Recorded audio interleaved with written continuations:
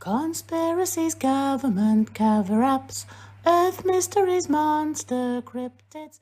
Hospital Porter's Pride and Dignity. Stop the New World Order. Welcome to HPANWO TV and welcome to this Reply to Comments 82, the 82nd video in which I get to reply to your comments, as the title suggests. The reason I make these videos is because I get a lot of comments on my videos and I don't have time to reply to them all because I get so many, being such a popular channel and everything. However, I feel obliged to reply because people take the time and effort to say what they think. And some of the comments are low. Excuse me. They're very well thought out, so I feel obliged to reply. Now, you may think to yourself, "What's the point of this, Ben? What's the point of me putting a comment under your video?" And you say, "Well, here, I'll reply to it," and you present us a 9-hour video. Well, first of all, whenever I reply to a comment, I put underneath it, "Thanks for your comment. It will be answered approximately within the," and I say first hour, second hour, third hour, etc., of the upcoming reply to comments video. So, literally, it'll tell you to within an hour of the upcoming reply to comments video where your comment will be answered. So the longest you're going to have to watch is an hour, which is not too bad, is it? And also, my videos are not 9 hours long anymore. They're much shorter because I do them more often.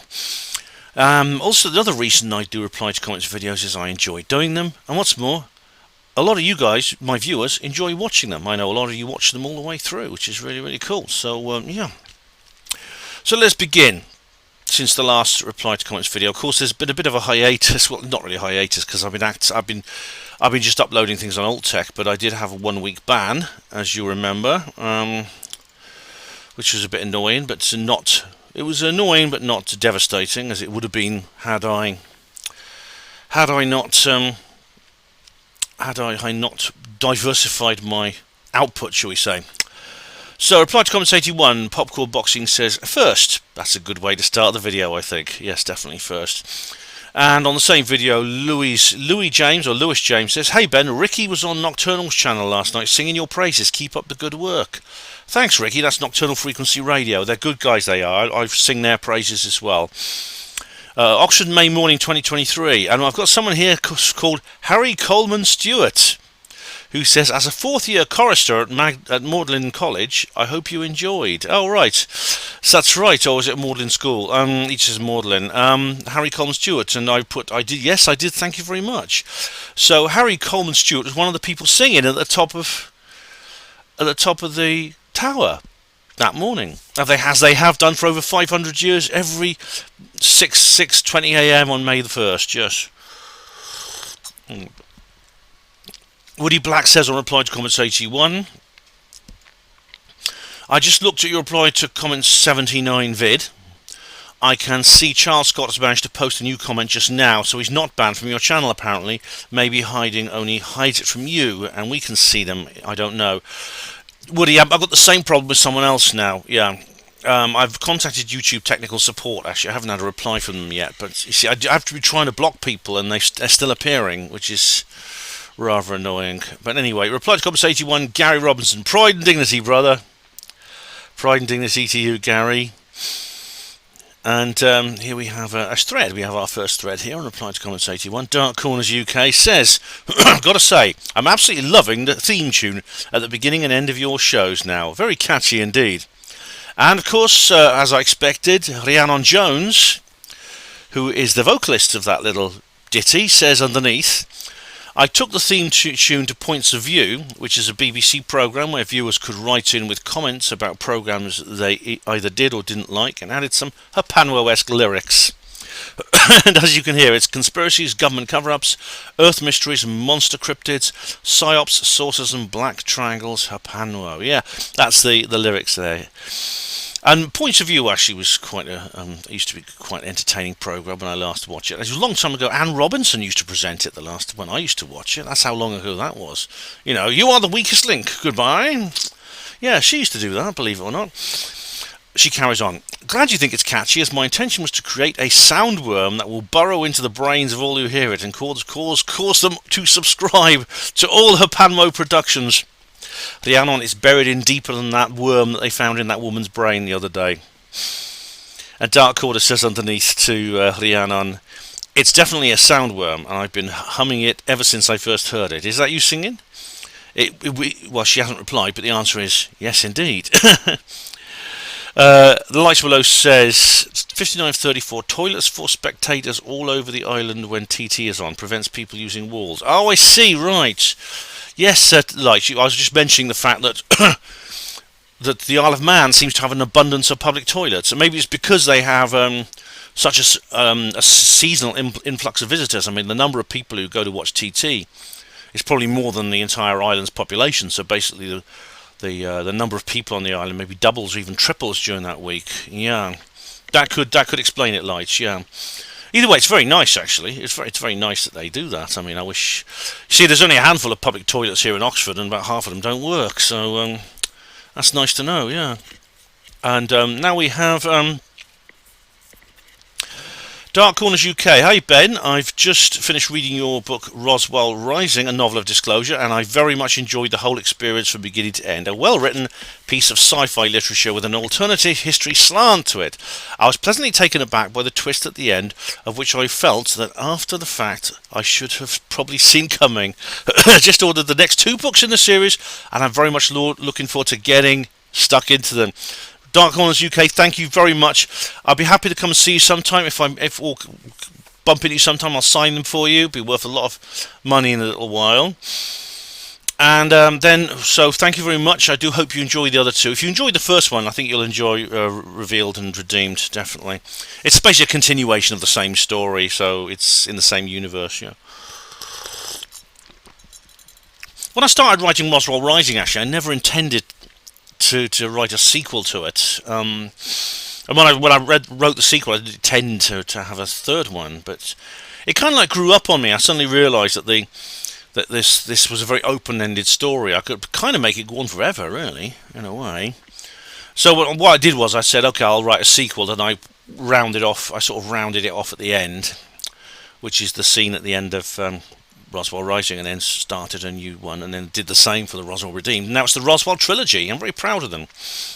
Okay, we have someone here called Neptune Returns to Muzak. Now this is a person I don't recognise that name, and I actually blocked this person because they left a very rude comment. They've also made some videos about which they also made. Well, actually, I think they've deleted the videos they made about me. They made some rather silly videos about me, which look like they've gone now. I don't know. Possibly they've gone. I don't know. But he's got numerous. In fact, I recognise the mask he's wearing. He wears this kind of like. It looks like. Is that Brian May or is that Alice Cooper? I don't know who it is. Yeah. But I know Neptune Returns I've encountered before. And he's not posted on my channel for years, actually. He literally disappeared for years, and he comes back and says to Dark Corners, well written, a 5-year-old would write better. And Dark Corners says to him, did your mother never teach you, if you don't have anything nice to say, don't say anything at all? Exactly, and Neptune Returns, I do hope there's an apology coming my way, otherwise I won't, because I won't be reading out any of more of your comments until you do apologise for that. I can notice you've deleted the videos you made about me, these very demeaning videos asking very stupid questions, which I'll be addressing one of them because I think it's quite defamatory or defamatory, but the others I'm not going to. So I assume an apology is coming my way, because it better. I mean, I actually tried to block you and couldn't. But I'm not going to entertain you I'm not going to entertain you until you do apologise to me for that. Dark Corner says on reply to comments 81, Ben, it's really none of my business, so tell me to mind my own business if you don't want to answer. Well, I will if necessary, Dark Corners, but you're always quite cool. You're quite a cool guy. Just wondered if you ever considered getting some bookshelves for your books and DVDs. Too large to floor-to-ceiling shelves on the wall behind you would free up so much needed floor space and would act as a nice backdrop to your videos also. Okay, I'm not going to tell you to mind your own business. That's actually a good idea. And you see, you've seen I've got loads of books piled up over there, and I need more space for books. Actually, I'm gonna have to get rid of a few. Unfortunately, I'm just ones I've read and don't plan to read again. I think I'll get rid of. But but there's some that I really like, and I think, well, I'll keep them because I might want to read them again. I don't know. It's annoying. But yeah, it's a good idea actually, Dark Corners, and it would actually look good. A lot of people make videos with bookshelves behind them, and it makes them look sophisticated. I'm sure it would do that for me. And Rhiannon says, that's an excellent idea. It would also make this room look like an eccentric professor's lair. Yes, it would, Rhiannon. Right now, it just looks like a sort of dumping ground for an ex-hospital porter, which is what it is, let's face it. Yeah, the Crafty Nihilist says on 81, I miss Charles Unleashed. So do I. I've heard no news from him lately. I did ask Terry about him, and he's still taking time off the line, and that's understandable. I just wish him luck, and if he's watching, Charles, if you're watching, mate, thanks for all the wonderful entertainment you've provided for us over the years, and I do hope you're doing okay, and I hope you'll come back to us soon. And Crafty Nihilist says here on 81, hi Rhiannon, I didn't see your hi on the other vid. Rhiannon says, greetings Crafties, nice to see you enjoying yourself down there. Oops, that sounds rude. Apologies, you know what I meant, lol. Crafty sister Rhiannon, don't go giving Mark any ideas. Oh. Yes, great. 81, Popcorn Boxing says on 81, there's a timestamp here, 1:11:36. Haha, my comment was a joke. Did you get it? Right, let's have a look.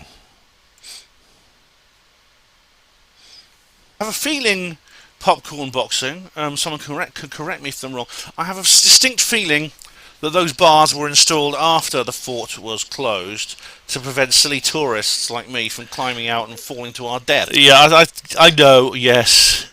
It's alright, I know it was a joke, Popcorn. I was sort of joking back. But thanks. Now we have another thread here on 81. Gary Robinson. Also quite a long comment here he's got here on 81. Ben, mate, I was sitting in the garden last week whilst admiring the tree and the English skyline. Of course, you're still over here, aren't you, Gary? Yeah. You should have come. You'd have loved it coming to the Expo. You really would. And I noticed something rather odd. I saw a small white object that appeared to be spherical in shape and was travelling at what seemed like quite a high speed. It also had a glowing outline, or there was a margin around the object creating a gap before the glow, if that makes sense. Also, the glowing effect was fairly tight, which looked a bit odd. I got the impression that it was very high. It flew into the clouds and never came out the other side. I've been told that it could have been a drone, but I'm not sure how that could explain the altitude and speed and glow. Cheers. From what you described, a spherical object, small white object, spherical, glow around the edge. Obviously, I never saw it, Gary. That doesn't sound like a drone to me. You said you were admiring the English skyline. Was this in daylight? I mean, it's from what you've said, it sounds like daylight, but could you specify? And Neil Peel Paranormal. But thanks very much for that. Thanks very much for that report, Gary. Much appreciated. It doesn't sound like a drone to me. And Neil says, a drone above the clouds seems too high in altitude to me, so it could be you-know-what. Well, yeah, that's what I was thinking, because drones can actually fly at a very high altitude. You know, the Raptor, for example, can go to 40,000 feet or something. It can go higher than a manned aircraft. Oh, don't quote me on that, something like that. But it's the appearance of what Gary was saying. It's the appearance that seems strange. And Gary says to Neil, yeah, I was thinking the same thing, mate. Took my time waiting to see if it came out of the clouds, but saw nothing. The glow around it was also very unusual. Strangely enough, my dad saw a cigar-shaped object in the same spot several years ago. And he's not into UFOs, so it surprised me when he described it as cigar-shaped. Cheers. Interesting it's the same spot, Gary. Yeah, very odd. Excuse me.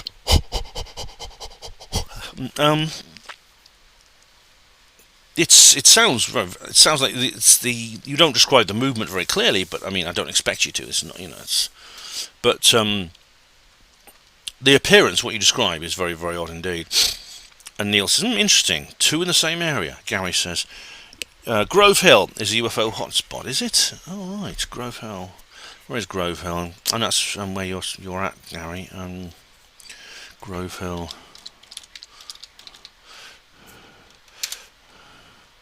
Grove Hill.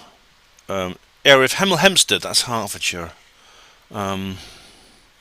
Comprises, right. Yeah.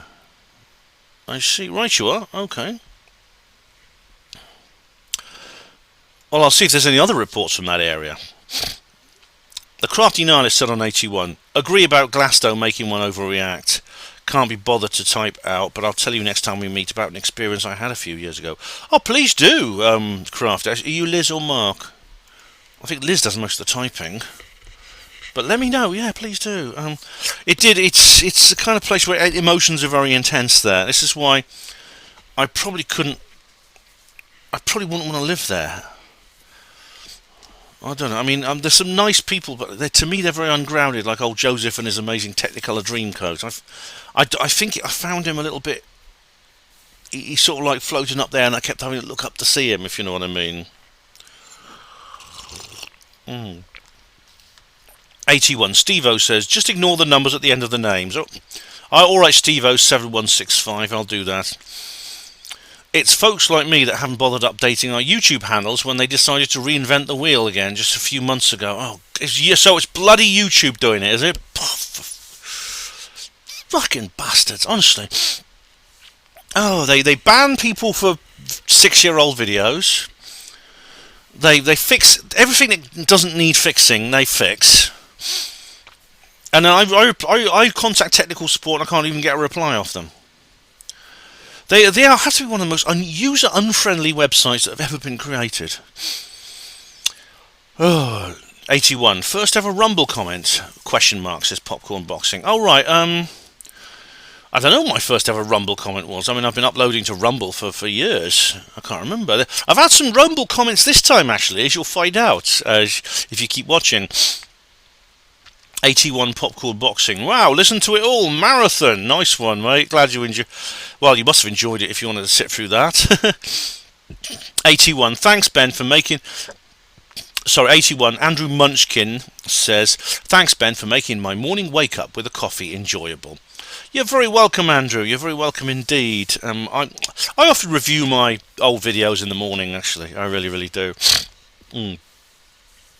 81, Gary. Ben, mate, you should have mentioned you went to UFO Academy Watford. We could have met up for a beer as I'm only down the road. Cheers. Gary, I'm really sorry, mate. I really am. I should have realised you were in the country, and yeah, that'd be really, really good. Alright, so reply to comments 81. And here we have Gary. Ben, mate, despite being an anorak of 70s film directors, I somehow didn't know that Bruce De Palma was Brian's brother. That blew me away. Cheers. Yeah, I mean, I think I found out about that from Andrew Johnson. I heard the name Bruce before I did Brian, actually. When I learned about Brian, I realised, yeah, I know who that is. I've seen some of his films. And then we have a troll who's... I'm not going to read this out because he hasn't apologised yet. And now we have Gary on 81. In regards to our chat about Star Wars and Colin's talk, it is interesting that Lucas chose the Dutch word for father as a part of Anakin Skywalker's Sith name. That's right. That's why, as I said, my mum sort of guessed it because she says, why is he called father? Yeah. Considering that Luke and Leia were not originally intended to be his children, I've never heard George explain the origins of the name Darth Vader or the meaning behind it, so it's a bit of a mystery about how it eventually became relevant to the story. It also explains why Vader was willing to torture Leia with the truth injection thing in Episode 4, and also the kiss between Luke and Leia in The Empire Strikes Back. Cheers. Yeah, not least, also there's a rise, as we've discussed before, there's a distinct rise in the love interest between Luke and Leia in Splinter in the Mind's Eye, which was an Alan Dean Foster novel, which was a spin-off written... I think it was after Episode 4, so it was quite early on in the franchise.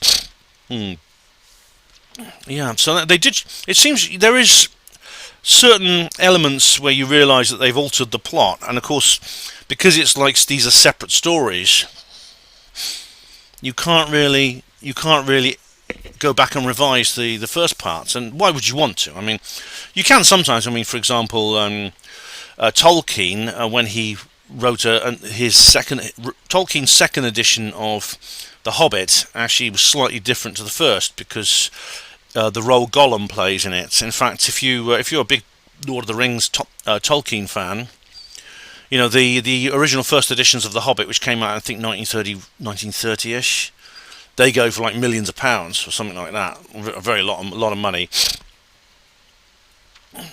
And Gary Robinson continues here. P.S. In regards to Marsha Lucas's involvement in shaping the original Star Wars trilogy, this was only revealed a year or so ago in her first ever on-camera interview with Vice magazine, where she pretty much went to town and spilled the beans. She was erased from history after she left George and explains that pretending she didn't exist was his way of dealing with it. Therefore, up until the Vice documentary series, no one knew for sure the extent of her involvement. Alright. So this is kind of like, was that George's revenge? Well, I don't know what went on between them, what the nature was of their setup, but he may have... It could have been if they'd stayed together, that they could have been like, she might have had, George Lucas, and then very soon underneath in the credits it would have said Marsha Lucas, along with all the other people who were so closely associated with the production. But hell hath no fury like a man scorned, especially a film director scorned. But she's now. It's interesting. It's interesting she waited so long. Actually, it's only a year ago she first started speaking out. She must be quite elderly now. That could explain. This could explain George's rather silly. I think the silliest and stupidest and most destructive of George's revisions to the trilogy, because of course he did revise them on the technical level, not in content but in technical. This was the Sarlacc, as I explained before. I think he had, for reasons I've explained, he made the Sarlacc different in a very stupid way, and I speculated it could be because he had kind of like women problems, problems. Because the Sarlacc now looks stupid. The Sarlacc used to be really scary. It used to be one of the scariest things in the entire trilogy, and now it's just this silly thing with a beak going. Neptune Returns, go away. You apologise to me, or I'm not going to talk to you. Christy Morland says on reply to comments 81. Hi Ben, whatever happened to Richard D. Hall? He seems to have fallen off the ends of the earth. Well, his website's still there, and he's still active. He was. I checked last time I looked. His website was still there. In fact, he's been quite defiant. Rich Planet TV, right? Yeah. It's still there. What's happened with Richard is Richard actually put up his latest video was where. He put up a video actually on the 16th of June. That was his last one. So it was quite a long time. But I'm sure this is to do with his legal problems. Because, as you know, because I made an entire video about it, he's being sued at the moment by some people who claim to have been involved in claim to have been harmed in the Manchester Arena bombing, or Manchester Arena bang, whatever it was, and he has to fight that now in court. And luckily, I'm pleased to say, he has managed to raise his target funding for his legal campaign. So basically everyone got together and got behind him, as we should, and he has managed to raise the money he needed to fund his defence. We're just going to have to wait and see what happens. He's still producing videos less often than he was, because he has to deal with this, because he has this on his mind, and he has this taking up a lot of his energy and time, I'm sure. But hopefully it will be over soon. And I wish him all the best. I really do. But he's still around, don't worry, he's still here. Christy says here, Christy's repeated the same comment. Oh well, okay, if you insist, Christy. And now we have here Gary Robinson on 81 talking about Star Wars again. In regards to Colin's Star Wars theory, Gary, have you actually spoken to Colin directly? Because I'm quite happy to answer your questions relating to his ideas, but I think, he himself, may want to say something. I did mention you actually when I last saw him, or the time before. So hopefully he will get in touch with you. But it says here, in regards to Colin's Star Wars theory that Han Solo being defrosted from carbonite represents the resurrection of Jesus Christ, unfortunately there's no way that can be the case. Han Solo was originally frozen in carbonite because Harrison Ford wasn't coming back for Return of the Jedi. Therefore, they were essentially killing him off. Right? Oh, right. See, another plot. See, it's another plot twist or another plot alteration. It's funny, you know. I mean, they did it so well. I'd hardly noticed these things when I was watching the films. George Lucas was concerned that Return of the Jedi's original storyline and the lack of Harrison Ford would result in a poor box office, which would threaten the funding for his new array of corporations, including Industrial Light and Magic, Skywalker Sound, and Pixar. Originally called the Lucasfilm Computer Division. Oh, I didn't know Pixar was George Lucas's company. However, Kazanjian, who was one of George's producers, called Harrison Ford's agent, who was on holiday, and had his son take the calls. He made a deal with the son to bring Ford back for Jedi at the last minute, which resulted in Han Solo being bodged into the movie without too much thought. This is one of the many reasons that Return of the Jedi feels very messy and tacky compared to the first two movies in the trilogy. Cheers. P.S. I'm sorry to keep knocking Colin's theories, no disrespect intended. I'm sure he doesn't take any... Colin's quite thick-skinned, Gary. I mean, he's had much worse than that from certain magicians, people like that. So I don't think he'll be bothered by your criticism at all, or your rebuttals.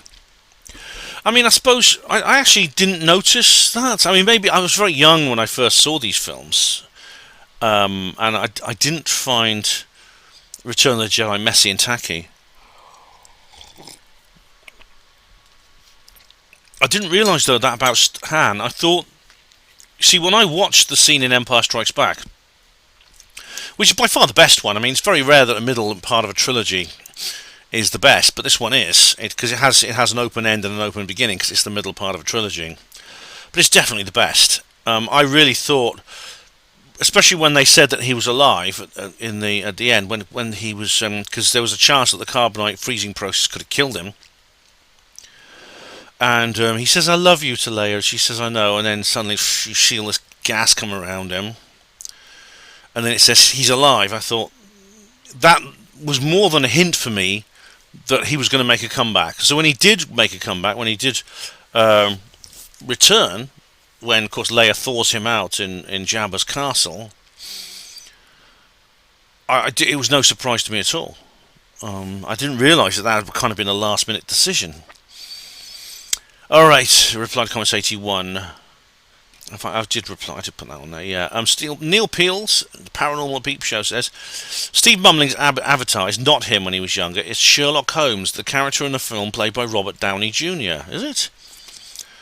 And Steve says it's Sherlock Holmes, is it? Let's have a look, I'm just going to Google it. I thought it looks like Steve, actually. Because I've seen that film. Yeah, Sherlock Holmes 2009 film, images. So it is! Oh, let me just show you.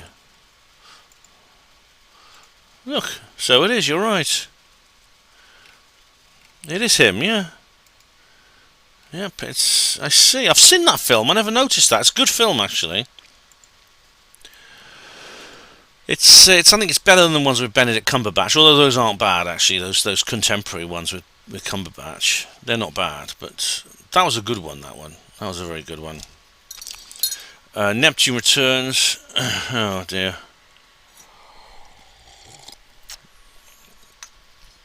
I don't get it. Neptune Returns is now having a go at Steve Mumbling. He looks like Eamon Holmes. Keep watching Home and Away, Mumbles, you completely left-brain, brainwashed sheeple. Neptune, are you actually just taking the piss out of everyone, are you? Because now you're attacking a skeptic. What's your game? I mean, I don't get you. You realise I actually tried to block you, don't you? Anyway, Mrs. Balloons. Hi, Mrs. Balloons. We have here that... What's this? Is David Grush... What? Is Dave Grush's house cards about to fall? This is bloody... What the hell is this? How do I get rid of this? Oh, this is a video I was watching earlier with Stephen Cambion. I know, it's a guilty pleasure of mine. I just had a weird pop-up. Mrs. Balloon said, Awake and Aware Conference 2023. Don't the royals have a voracious appetite for fox? Well, they don't eat the foxes. That's the problem, Mrs. Balloons. They just kill them.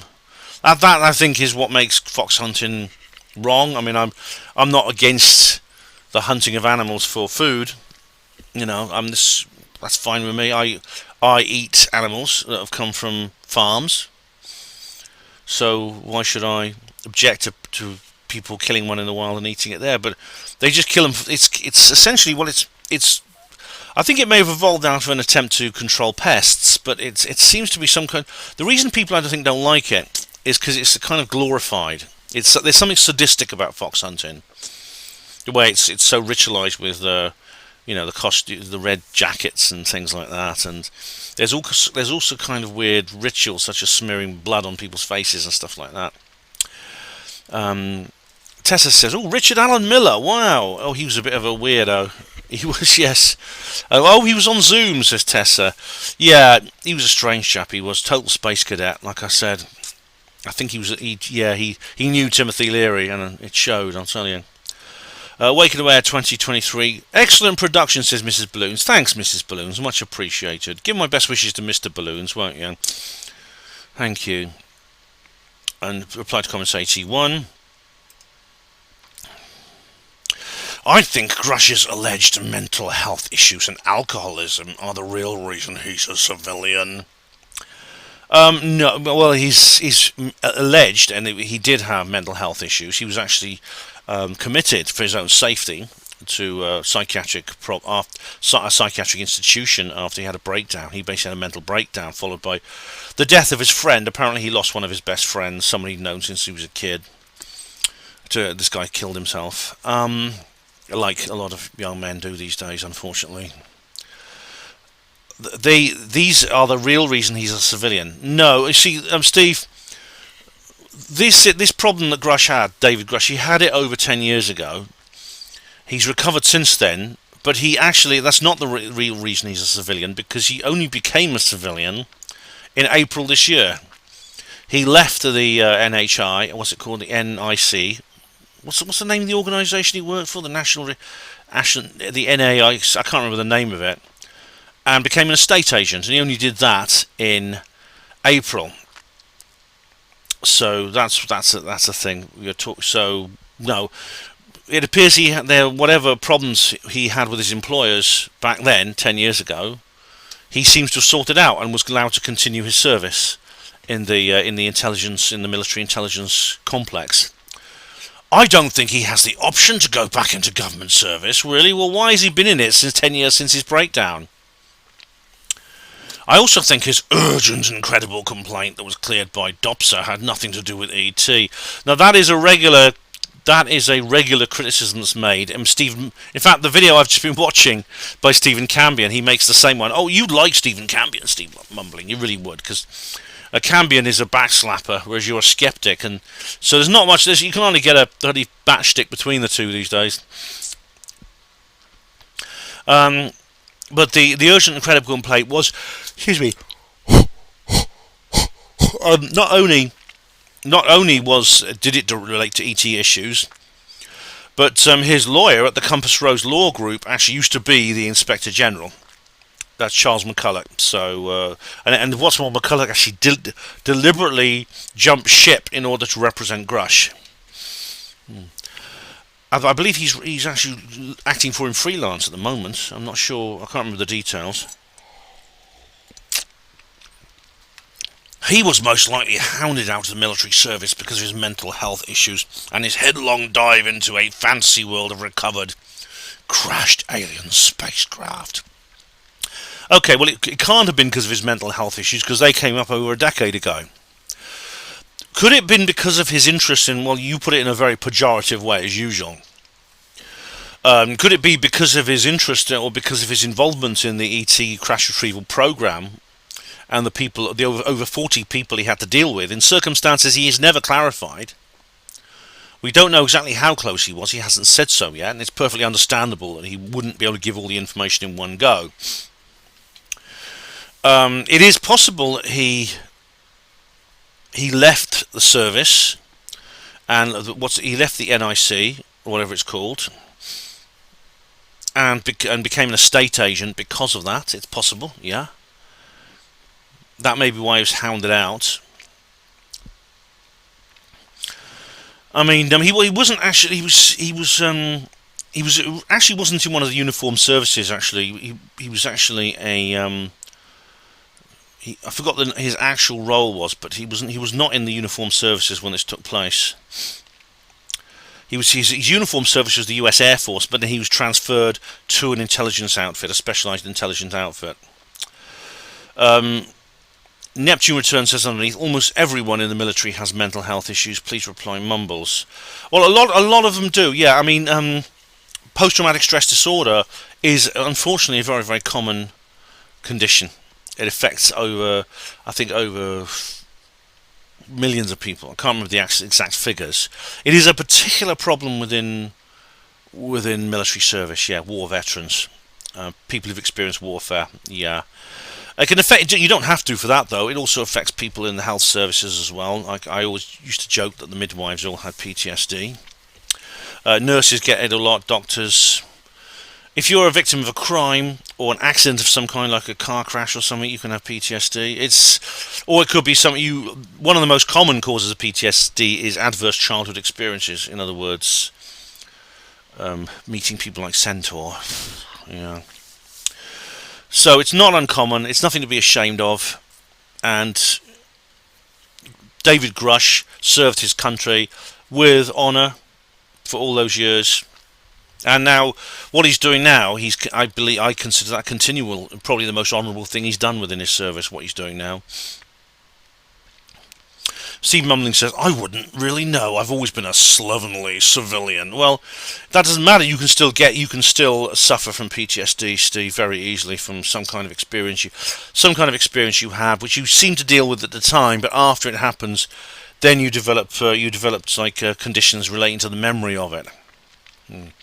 I'm not going to take anyone with mental health issues seriously when it comes to extremely fanciful tales about E.T. recovered craft. Oh, Steve, alright, look, this is typical skeptic raising the bar.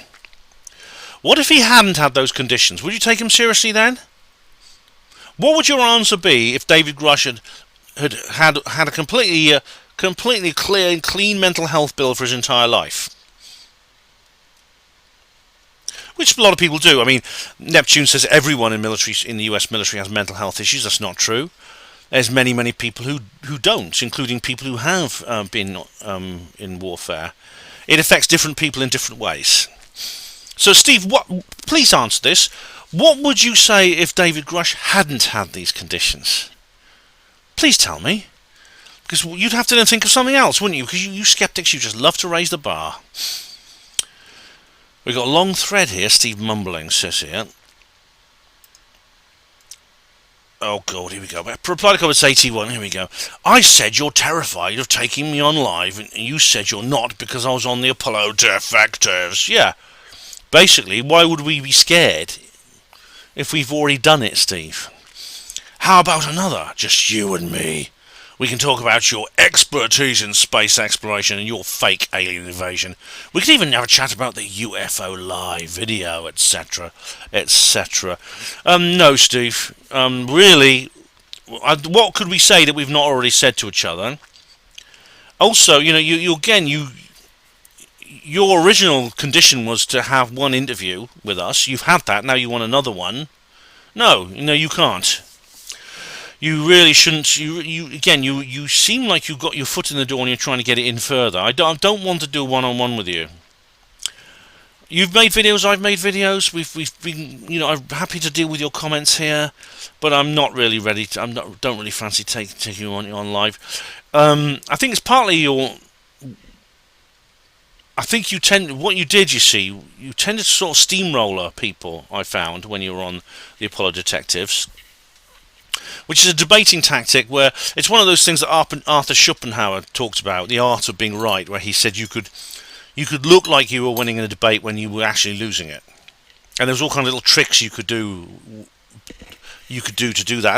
And some people are very good at that. I mean, Christopher Hitchens, the late Christopher Hitchens, he was very good at that. He lost loads of debates, but if you watched him, he looks like he's winning. The Lights Below says here, "Hi Steve, you may have seen my comment on reply to comments 80, read out in reply to comments 81. It's something I definitely tune into. Unlike the abusive trolls that have started to appear recently, I find your contributions and Ben's responses worth tuning in for." Well, I remember that. I remember you saying, Lights, and I appreciate that. The problem is, no, I don't think. Well, as soon as you've asked me, I said I'd think about it. All right. If it was just Steve, I wouldn't. But if you really think that would be good, maybe I'll think that over. Neptune returns. Well, who the hell are you? What? I'm not going to read that out. He said something rude here. Neil says to Neptune, "No one's following your channel, I guess. For you to leave non-pleasing replies to courteous viewers." Yeah. And Neptune says, "Steve won't debate you because you're obnoxious." And what are you then, Steve? Sorry, what are you, Neptune returns? What's happened to you? I remember you from years ago. I remember your name. I remember your mask and everything. And there's an argument now between Neil Peel and Neptune Returns, which I'm not going to read out. Not least because I've actually tried to block Neptune Returns. Oh god, he's being a twat now. I'm not going to read that out. Reply to comments 81. Steve mumbling, "How can you still claim that you won the Apollo defectives debate? Henderson was revealed to know nothing whatsoever about Apollo communication systems, and even denied the existence of communication satellites, lol. He said satellites couldn't survive in the Van Allen belts when satellites orbiting them all the time." I know, Steve, he said he believed they were at different altitudes. "He showed an image of Buzz Aldrin about to reverse himself out of the LEM hatch. Nothing wrong with that image. Allen finally admitted Apollo used special film, and NASA had indeed published the radiation doses for all the Apollo crews, something he initially denied. I made you look like a bunch of clowns, and you know it and I know it. That's why you won't have me back on there. How exactly did I lose? I was just getting warmed up. I still haven't watched your version of this debate. I think I'll do that over the weekend and make a response video. I hope you lot have your red spherical noses and oversized shoes ready." Yeah, well, that's very witty, Steve. But we have had you on, AC. We won't have you back because what could you say that you haven't already? I don't think you actually proved Scott wrong on anything. And that's the things that we're talking about here. I can't remember exactly what Marcus Allen said about these things. I can't remember what he said about these things. And as for Buzz Aldrin at the LEM hatch, well, we've kind of, remember we talked about the James. What's that guy's name? Not James Blish. What's his name? There's this guy who's the BBC science correspondent, putting on the spacesuits and how difficult it was. James Burke, yeah. Awaken Aware Conference.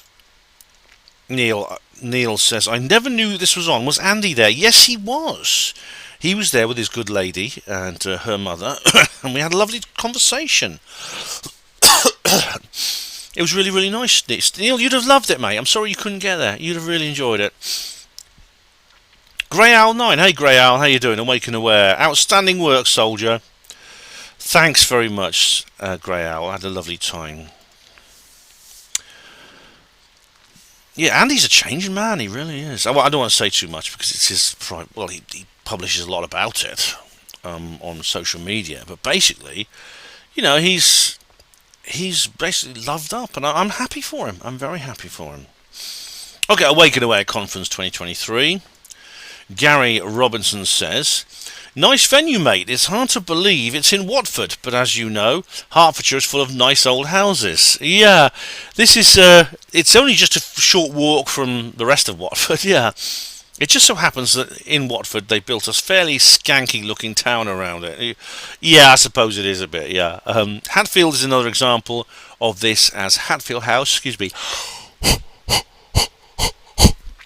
which is one of my favourite places to visit. is situated in the middle of a fairly chavvy town. If Kerry ever has to look for another venue in Hertfordshire, either Hatfield House or Ashbridge House would be a great replacement, both of which are lovely places to visit, chill and get your mind straight. There's a nice old bloke who works at Hatfield House called Declan, who is a friend of Ridley Scott, and it always has a lot of good movie-related stories for me when I go there, as he's involved in helping the directors and producers who film there. Cheers. Oh, cool, Gary. That's right. Well, these old places are often used for, especially historical productions. I mean, indeed, High Elms has been in several episodes of, I think, it's been in several episodes of a few things, I think it was in Brideshead Revisited or something like that. So, yeah.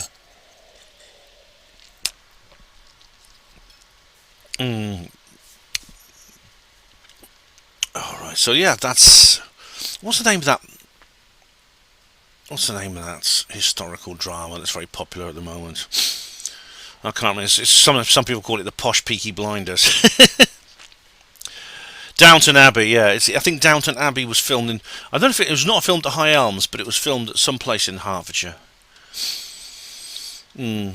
Awaken Aware Conference 2023.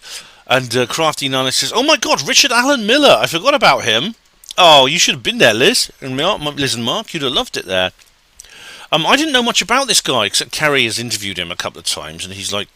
As I said, he's very sort of psychedelic. He would go down very well in Glastonbury, actually. He'd feel perfectly at home there. Same video. Nothing as it seems, says Awaken Confused. I especially loved listening to the banter with yourself and Colin. Again, so soon. Happen, wow. Oh, thanks, nothing. Yeah, good old Colin and I doing our reviews on the drive home. It's a tradition, isn't it? Same video, Tessa, love the tree hug. Oh yes, I did give the Godzilla tree a hug. I always do that when I go there, yes. Tessa says, Miller is a genius, used by government, might have been MK Ultra victim. Right, obviously I don't know much about this guy. I found it hard to follow his speech, Tessa. He was very, he was rather, like I say, he was a bit far out. And Crafty says underneath, agreed, he's a genius. I used to listen to him on Richie Allen. Oh, right, I've not heard that show from Richie. But, yeah. And Awaken Aware, Donna Wellham. Hi, Donna. I saw Kaz Clark at Cornwall's UFO conference, and I got her book too. Well, interesting. Thanks, Donna. Oh, she is. I mean, she spoke at Cornwall, I know. Sad that conference wasn't on this year, which is a great shame. But, of course, I have read the book. In fact, I actually read it while I was on the train the other day. Or going somewhere or other. I can't even remember which event I was going to, but I did actually read the book. Yeah. Okay. Awaken Aware. Looks like a great conference, Ben. Glad you had a great time. Thanks, Donna. Much appreciated. I'm not reading the Trolls comment. Steve Mumbling says on Awaken Aware, you really spent money to listen to Cassidy, Johnston, Parks and Clark? Geez, Ben, there really is no hope for you, is there? Well, yes, the answer to your question is yes, I did spend money to listen to those people. And I'm glad I did. And I think it's money well spent. And Shelley Northwest, hey Shelley, how you doing? Why'd you come around to harass Ben? Ben can't go and see his friends and enjoy himself, but you can come and harass anyone you want. You know, Shelley, I think Steve, you see, doesn't have places like this to go to. I think he's a bit lonely, really. I think he lives in this remote part in the deserts of Western Australia. He doesn't have a community like I do. It's a shame, because if he was a woo-woo, he'd be absolutely fine, because there's like Nexus readers groups all over Australia. But he's a skepper. And so he listens to the Skeptic Zone, which is Australia's skeptic radio show, which I sometimes listen to as well.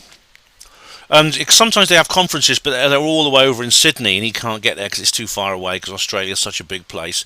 So he sits around on Zoom watching it, and then only about 20 people go to the Skeptic Zone conference. So that's basically weird. I feel sorry for the guy. Shelley then replies to... Oh, Shelley is now standing up for me against Neptune Returns. Thank you very much, Shelley. Much appreciated. Yeah, I really do appreciate your support there. And she said, "Do you fancy yourself more impressive than Ben? Like, what are you doing here? Because it's sure not exhibiting the excellence you seem to suggest yourself having. Have you asked yourself if Ben likes this shit from you? And if he doesn't, why exactly are you here?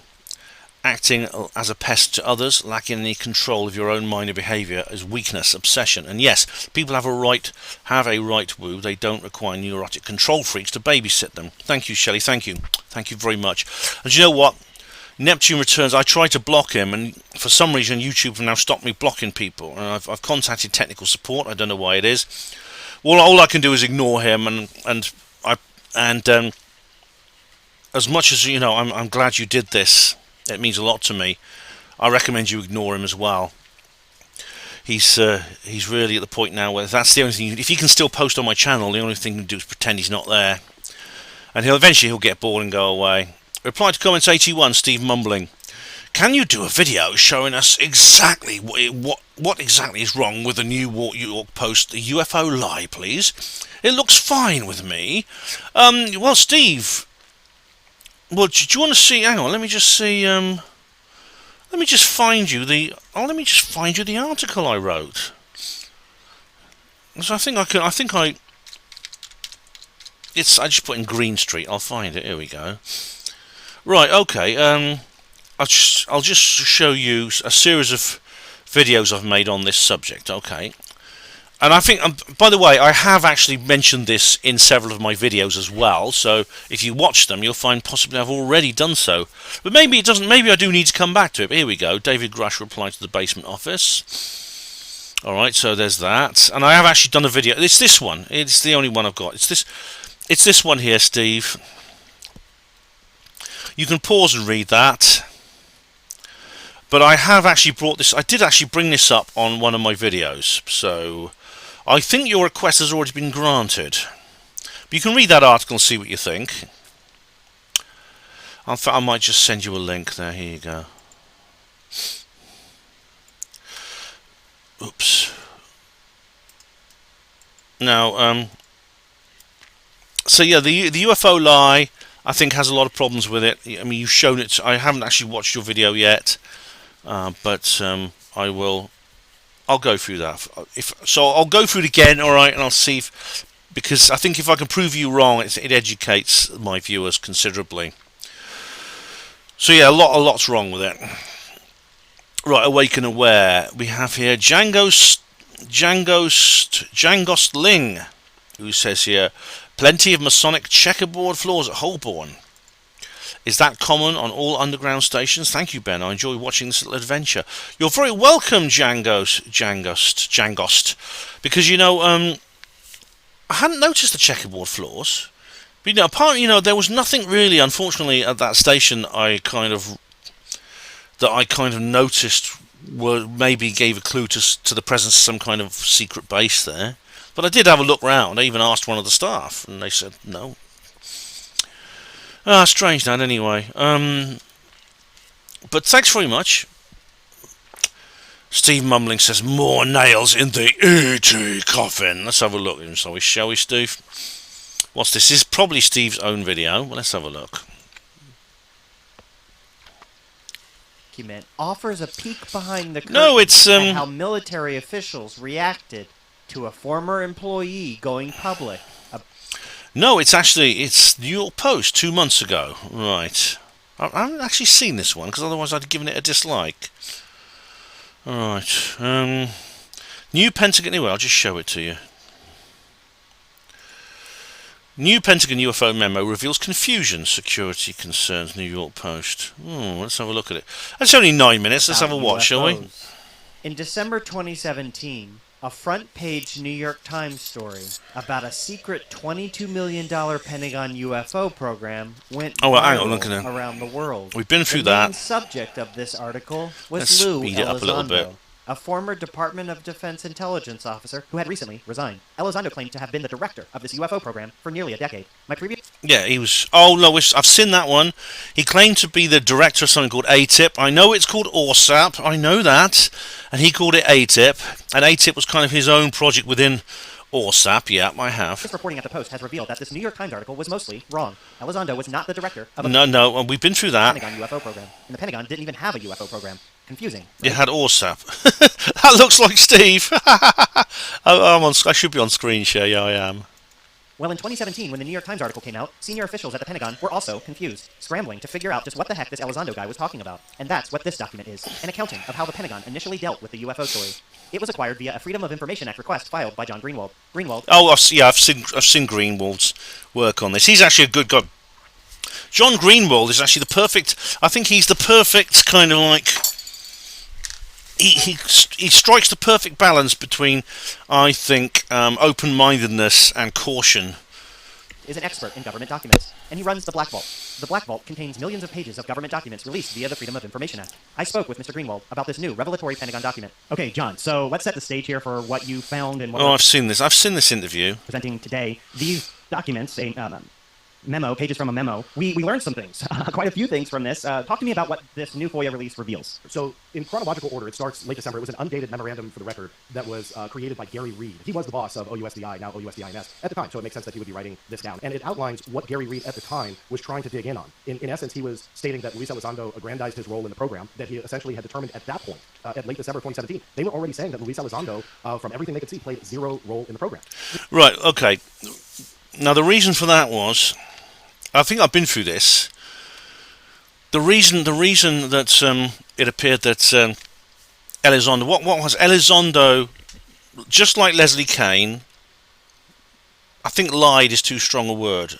They misrepresented the real situation for strategic reasons, and I've covered this this many times before.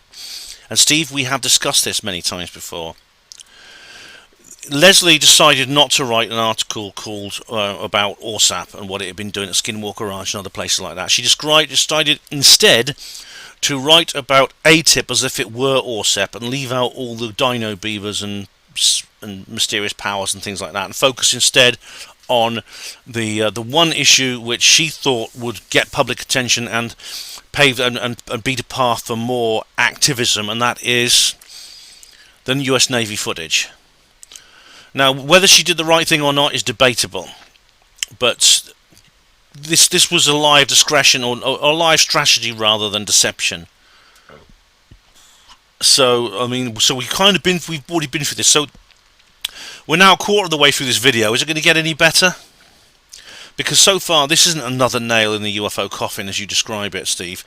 This is basically just stuff. This is old hat. This is old ground. We've treaded before, but I'll carry on anyway. We learned from this new FOIA release that the big, verbose resignation letter that Elizondo has claimed was his resignation letter to the Department of Defense, saying, "I'm resigning because you guys aren't taking UFOs seriously enough." And we learned that this resignation letter wasn't his first resignation letter, and perhaps wasn't actually his resignation letter at all. There was a second, much more simpler resignation letter that was said to be the first one. Okay. I humbly submit my resignation, Director, National Program, Special Management Staff, and Secretary of Def Intelligence. I will no longer be an employee of the US government. There we go. Okay. Elizondo had submitted. That was directly to his boss or superior at the time by the name of John Garrity. This could be all part of the way, like I said, he misrepresented his role. I mean, no one's denying he misrepresented his role. We all know that ATIP and ORSAP were two separate things. We've been through this. On this FOIA release, you can actually see Garrity's signature that he had received it on that letter. Now, so we can hardly see what he's saying. From his department. However, the public was made aware of a different resignation letter, which obviously talked about the anomalous aerial threats and the lack of DoD attention, and that has often been cited by Luis Elizondo TV show on History Channel. This has been very much... The basement office. Yeah, see, the thing is, I think that resignation letter was not... It wasn't so much his letter, I accept that. It's more him saying what he was really thinking. Maybe it was the wrong... I think he made the same decision that Leslie Kean did, and maybe it was the wrong decision. I'm not sure it was the decision I would have made in his place. I would have probably been more straightforward, but... for better or worse, that's what he chose to do. Been featured in my episodes. Here's Lou Elizondo's resignation letter. We've showed it on our show, yeah. That's right, and it was a valid piece of evidence that everybody was citing, that regardless of what your belief was in Luis Elizondo and his claims, hey, that was his stated resignation letter. However, this memo throws a twist in there. Not only was it the second, but on top of that, they stated that it had an uncertain provenance to it. They weren't entirely sure where the heck the second letter came from, and they... Well, the letter was hand-delivered. It has his signature on it. He wrote it. I mean, I'm going to go back to, because we're nearly at the end of this particular segment. He wrote it. What do you mean provenance, certain uncertain provenance? I mean, did someone else write it for him and fake his signature? What exactly is the point they're making? I mean, this has kind of been done to death, I think, Steve. I don't think this is really not the kind of issue we're talking about. Okay, so that's the end of part 1. Katanga! We're back for part 2, guys.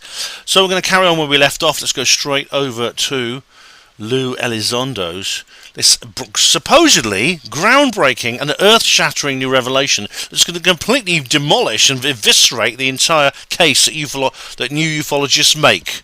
So, it hasn't done that so far. We're more than halfway through. So, come on, Steve. Let's amuse me. Let's see the rest of it. To make note of that, they say it was hand-delivered by someone other than Elizondo. Yeah, that was weird. Clearly, there was something going on within the walls of the DoD. They're going, hey, there's something weird with the second letter. So they kept a copy of it, as noted within the memo. It was delivered by someone else. So, I mean, I sometimes, when I was living with my, when I was living with my, I briefly lived with a woman who also worked at my hospital. And sometimes I'd take her sick notes in. I'd deliver them to the office for her because she wasn't able to go. She was actually off sick quite a lot because she had problems with her legs. So, I mean, when I was staying at her house, I used to... she said, could you take this in? Just drop it off at the domestics office for me, would you, Ben? And I said, yeah, sure, and I did that. Maybe this is the same thing. They kept a copy of that second letter, but they did not deliver it to the Secretary of Defense. Take that as you will, but clearly there were enough question marks there to question that second letter. Well, if he has already sent in a resignation letter, why are they obliged to inform the Secretary of Defense of a second resignation letter? I mean, I don't see anything going on here, Steve, that we don't already know about, in terms that Elizondo did misrepresent things, in the same way that Leslie Kean did. They were faced with a dilemma, they made a decision. Essentially, when you dive into this document, you learn that Elizondo gave multiple different reasons for leaving the Pentagon to different people. What are some of those reasons? Yeah. Go on, he gave 3 different reasons for leaving. Well, okay, we'll go into what they are in a minute, because John's going to explain. John Greenwell, not Greenstreet. He doesn't explain anything. The only thing John Greenstreet can help you with is bloody if you want a really bad haircut, where to go. Go to the same place he does. But, yeah, I mean, he told different people different things. How well did he get on with his colleagues? I know in office work, I mean, office work is a pretty horrible thing. I'm very glad that it's something I only did for about a month, and it's a pretty horrible sort of environment. And people will mislead each other and be deceptive. Yeah, so it was stated that he gave 3 different reasons for leaving, and one of which included a pressing job opportunity. That was said to his boss shortly after he submitted that first resignation letter.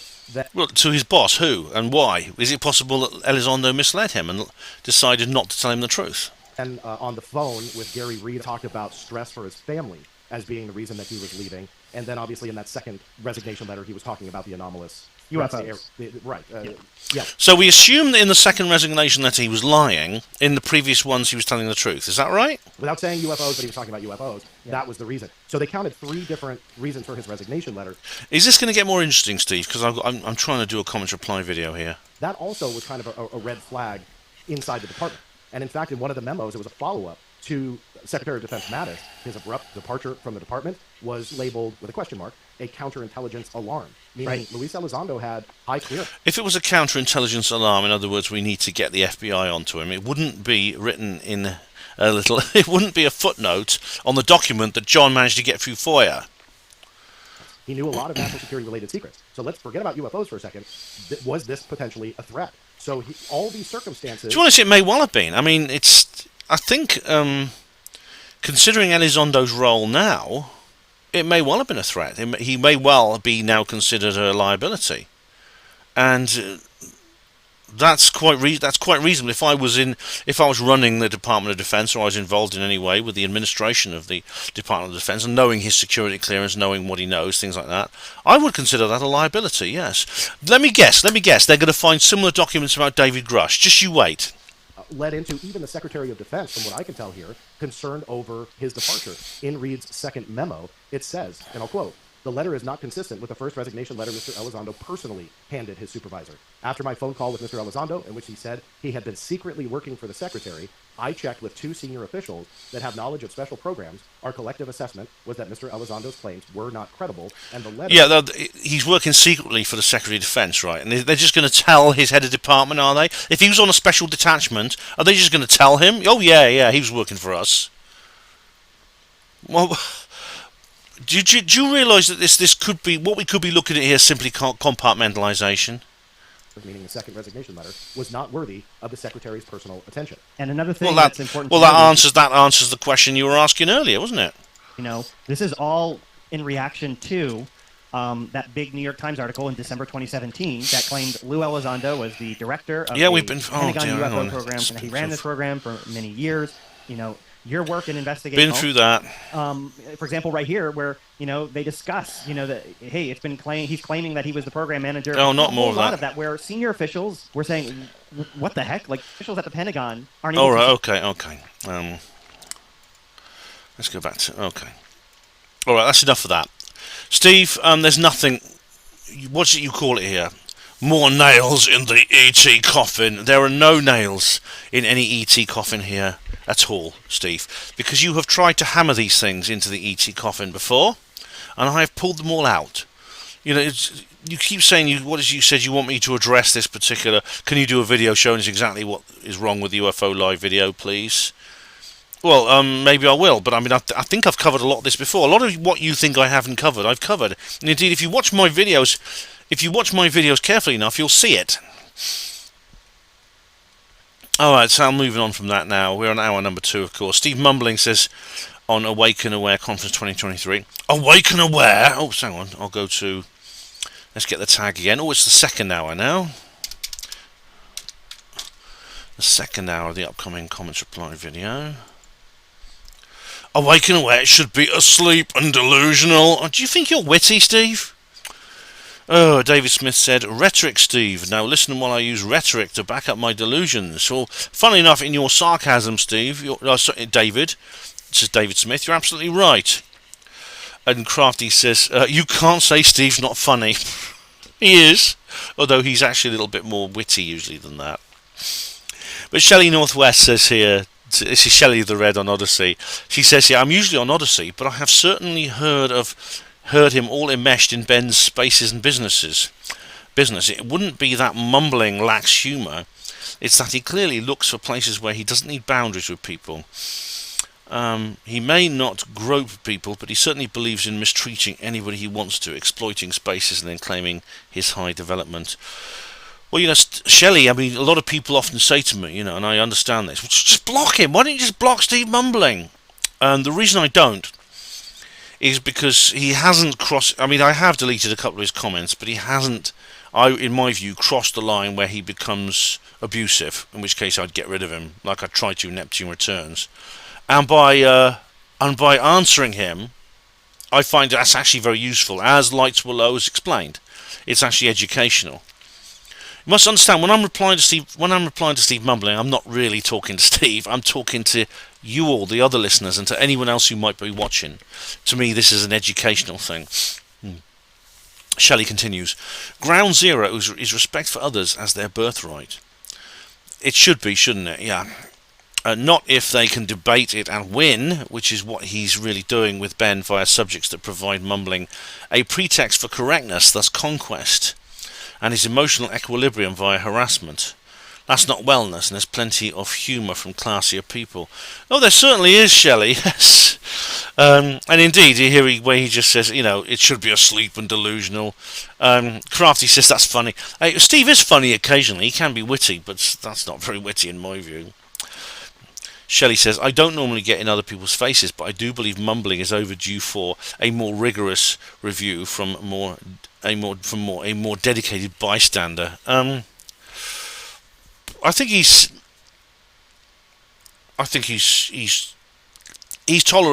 somebody I tolerate because I think I can do good with him.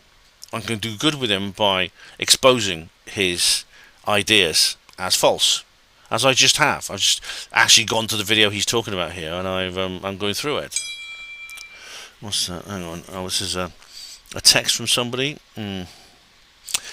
But anyway, Shelley says, here to exploit people, Mr. Mumbles. David Smith says to Shelley, I'm pretty sure that's what most people do. Our world is very ego-driven. Capitalism ensures this. And whilst I don't agree with Steve pointing out Ben's living conditions or work projects, Steve doesn't normally do that. It's other people who do that. And if they get personal, I block them.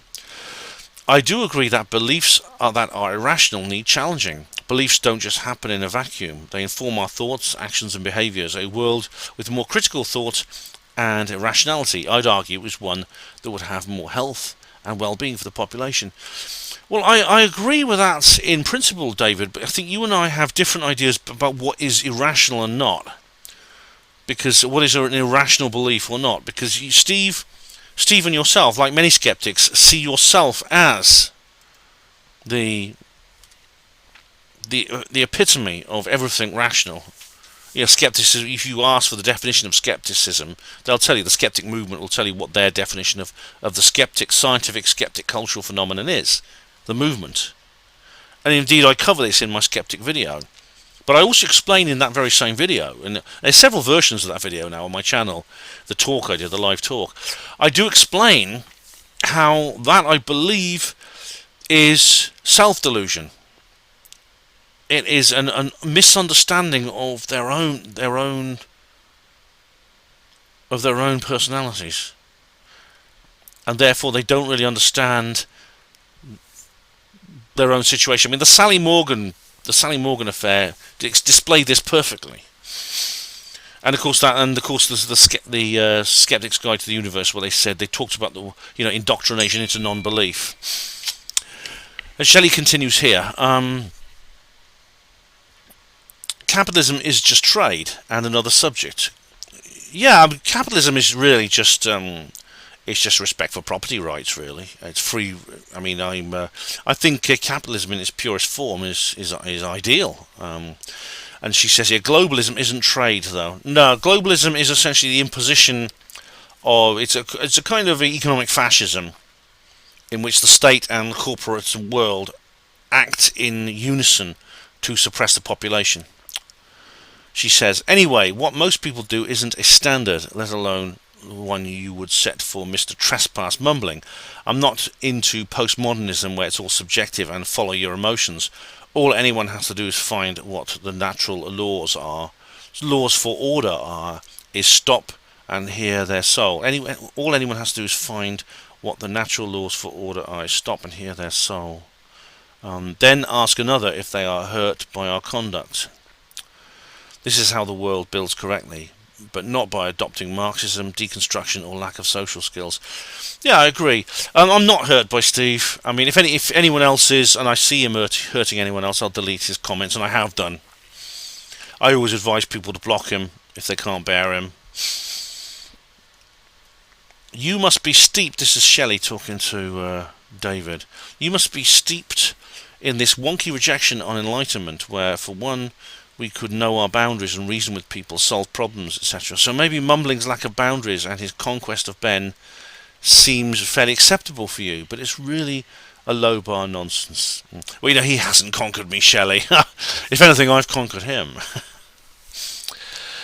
He's tried and failed. We've always known how to set standards in groups for the peace and fitness of the groups. People have a birthright, and you listen to them when they explain that something is a problem. Then you man up and stop screwing your mates over. It's not this descent into inverted chaos, as you're obviously used to. No, look, humanity's been trying to rebuild for millennia now, but the bad actors come and toss people the inverted shit. Don't go for it. Get back to actual mental skills, testing, knowing where to look and verify. And stop excusing, thus low bar trespass mumbling is into. He shouldn't be crapping all over Ben's space. Do you walk into homes and just start crapping? No. Shelley, I appreciate your sentiments. I really, really do. But Steve, actually, I don't let him get away with that. If anything, what I do, to extend your analogy, what I really do with Steve is lock him in the toilets. And then I just clean up after him in front of everyone so they can see what shit he's talking. But thanks very much, Shelley, and thanks for those comments, guys. Stephen Truthseeker says at Awaken Away, good old Dave. Oh yeah, Dave. He was. That's one who meant for a minute there. Of course, David. Yeah, my friend David, who let me stay with him. Yeah, he's lovely. Stephen said, "Did the garden shed have spiders?" I don't know. I can't remember. I don't think it was a shed. I think it was a cricket pavilion. A little mini cricket pavilion, I think. Stephen's Truthseeker says, Dave looks older than I remember. Oh God. Oh dear, don't tell him that. Well, he is older, like we all are. Stephen says here, I don't like the way the ashtray is balanced on the railing. Oh right, yeah, there's a timestamp here, but basically you can see it actually in the closing titles. It's just tipped. It's on. There's little exterior steps to the basement, and there's like an ashtray balanced on the rail, which people are using for popping out for smoking. Yeah. Well, as a non-smoker, it did. As a non-smoker, it didn't really bother me. I didn't even touch it, but you could just see it be tipping over, can't you? Yeah. Okay, we have here Hillary Drinkwater. Right. Okay. Now, Hillary, I'm very sorry. I won't be able to read all your comments out, or reply to them, I'm afraid. But you start by saying, Ben, Richard Miller is a magus, and he and Kerry go way back. I see. You've received enough of my own testimony to know that what I'm about to share has relevance. My dad said several years ago, let someone else do it. Lurry, that was his special abbreviation of my name when he was still there. I thought he meant sit down, you've done enough, let someone else do it. But now I understand that after sitting down and letting others get on with it, he didn't mean that at all. So here goes. Alright, sorcery messes up the atmosphere, just as a magician. Hillary has put some very long comments here. Several dozen actually on this thread. At the end, Crafty Eyes goes, huh? Hillary, I'm very sorry about this, but I can't read out all this. I know, the reason I know that because I know you've put some information on Facebook, very, very long, detailed comments about concepts that I'm not aware of. So I must apologise for not reading your comments out, because I'd be reading them out and I wouldn't be able to understand them any more than I can understand them on Facebook. So maybe what I'll do is I'll direct other people to read through them, and if anyone else can clarify them, please feel free to put maybe a slightly abbreviated version underneath. So maybe I could translate it into ways that I can understand, and perhaps not quite as verbosely as Hillary does. But thanks anyway, Hillary. Jam Noise says 3117. Oh, that's the Foxes. Yeah, please check out my Fox Cubs playing, bro. We have so many in Hertfordshire. You were so close to me. You should have waved, Ben. Lol. Oh, thanks, Jam Noise. I'll just have a look at what you put here, because I think I've seen this video, but I'll just double check. I think I saw it on Odyssey. But you did actually. Here we have Playful Fox Clubs. Here it is. This is Jam Noise's video. Yeah, they are. It's such a blessing. They're so cute. 3 of them were in the sun when I woke up this morning to go. You got plenty of apples this year. That's really good, Jackie. And I've come home, and they're still here. They're fighting at the back there. Look at those cubs at the back. Look at them.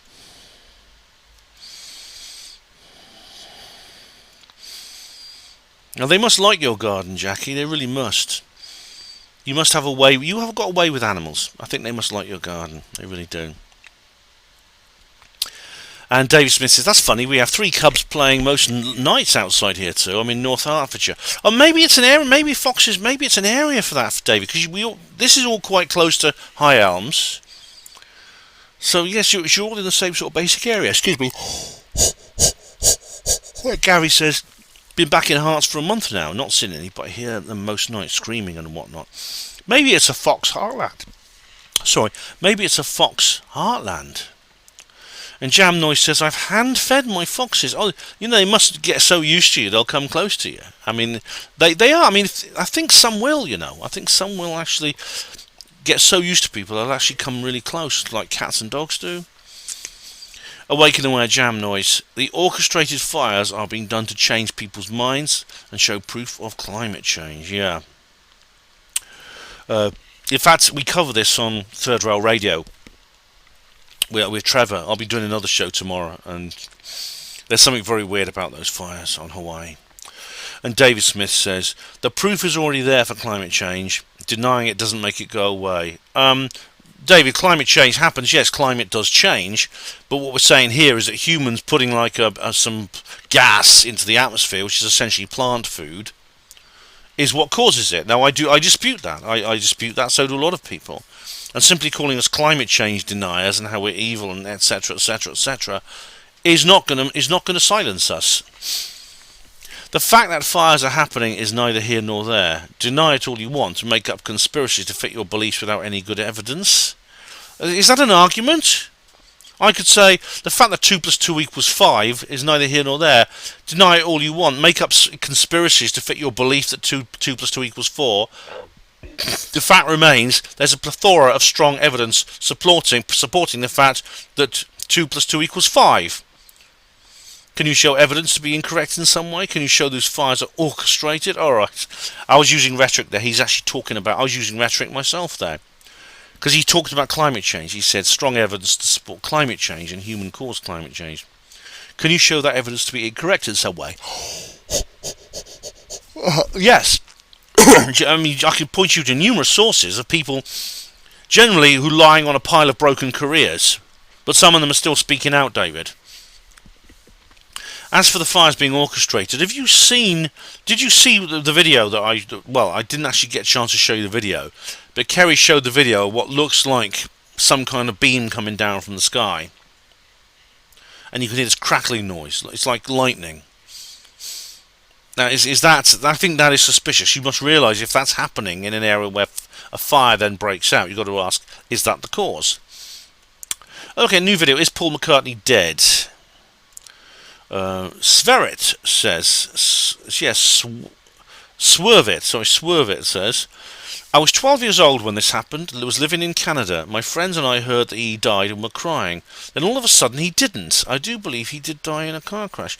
Swervit, thank you very much for letting us know. I mean, do you have by any chance any old newspapers or anything like that which have that detailed in it? Be interested to know. Rhiannon says on Awaken Aware, would be interesting to know where Miles got the information that there was a secret alien base under Holborn Station. Maybe Jane saying tall men should date tall women is more about tall women not wanting to date shorter men. I believe there's a lot of research to support this. Also wonder how tall Jane is. Right, Jane is actually quite tall. You can see her in some of my videos. I think she's probably about 5'7", something like that. Slightly shorter than me, probably taller than average for an average woman. I'm slightly above average height for a man. I'm 6'1", which puts me slightly above average height. I know that some apparently guys who are short have trouble like dating. I've heard that. I don't know if that's true. But as for where Miles got that information, I think it may have been Gary King, the guy at Peasmore. I'm not sure. I'll have to ask him. I actually did text him and tell him I was going into Holborn Station to look around, and I had a little text conversation with him. So I'll have to ask a bit more. I'll ask him for more details about that. Yeah, I mean Jane. I mean, like, I don't know why it's a problem. As I said, I've dated women much shorter than myself. I've dated women. I've dated a woman almost 3 feet shorter than myself, and I don't think there's anything wrong with that. I don't understand why that should be.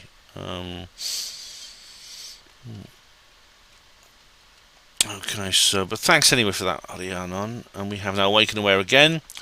Livestream Recordings UK says, I'm quite a successful ufologist. I have never had an invitation to any UFO conference or paranormal meetings. It seems a closed shop. That That sounds odd, live stream recordings UK. Because if you should be, if you are part of the community, not just successful, but you're involved in the community, you should be getting invitations continuously.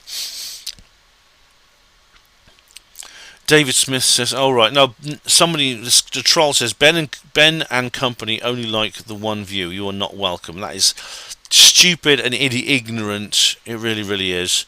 But I'm only replying to this because David Smith says underneath in reply, "I get this feeling too. Whenever he mentions skeptics, he talks about people I've never heard of. He doesn't seem to even try to refute people like Matt Dillahunty or Mick West." What? Do you actually watch my UFO disclosure videos? Where do you ever look at the articles I've written about this? I'll tell you what. Read my articles in UFO Truth magazine. You can pick up a copy for a couple of pounds. Where I've got one called "The Skeptics Get It Wrong Again," where I actually specifically address all the points Mick West makes.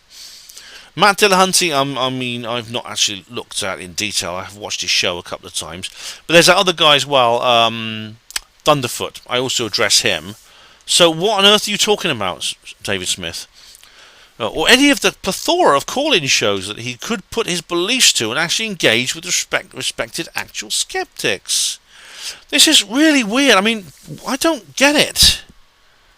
I don't understand why you have to have these conversations. A typical conversation between me and David Smith, right, is, I go to the theatre to watch Romeo and Juliet, right, and I go and watch it, and I come back and I make a video saying, Romeo and Juliet, really, really good play, great Shakespeare tragedy, I loved every minute of it, and David Smith will write underneath, Ben, why do you keep insisting that Romeo and Juliet is such a bad play? And I reply, I didn't say that, David. I said it was a good play if you watch the video. And here you go again, David replies, saying what a bad play it is. I can't...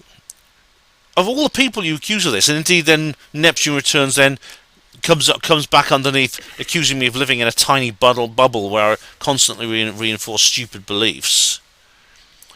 When I'm actually a regular attendee of skeptic events, I read skeptic literature, and despite the fact that what was it you said, engaging with respected actual skeptics, the conversations I've had with people like being interviewed by Tristan Swale. I mean, I turned against him because of his conduct, not because of his beliefs. I was on the Skeptics with a K podcast with Michael Marshall, known as Marsh, and I'm a member of Oxford Skeptics in a pub, and I attend their events whenever I can, which is unusual, which is rare because they tend to be Thursday nights, which is when my show goes live. And then you say, oh, why don't you actually engage with respected actual skeptics? I don't know what to say to you, David. I don't know, when I'm saying one thing and you're hearing another, I honestly don't know what to say. Crafty says it underneath here. You turn up, or do you mean as a speaker? Yeah, I mean, live stream, going back to the previous subject, which the troll managed to completely derail. I don't understand why you've never had any invitation. I mean, have you hurled abuse at people and made yourself unpopular, live stream recording UK or something like that? It's not a closed shop.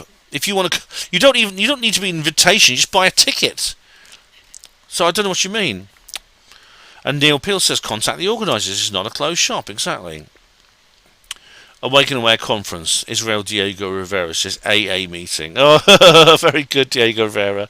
That's Israel Diego Rivera, Genius 2. Sorry, Genius 2.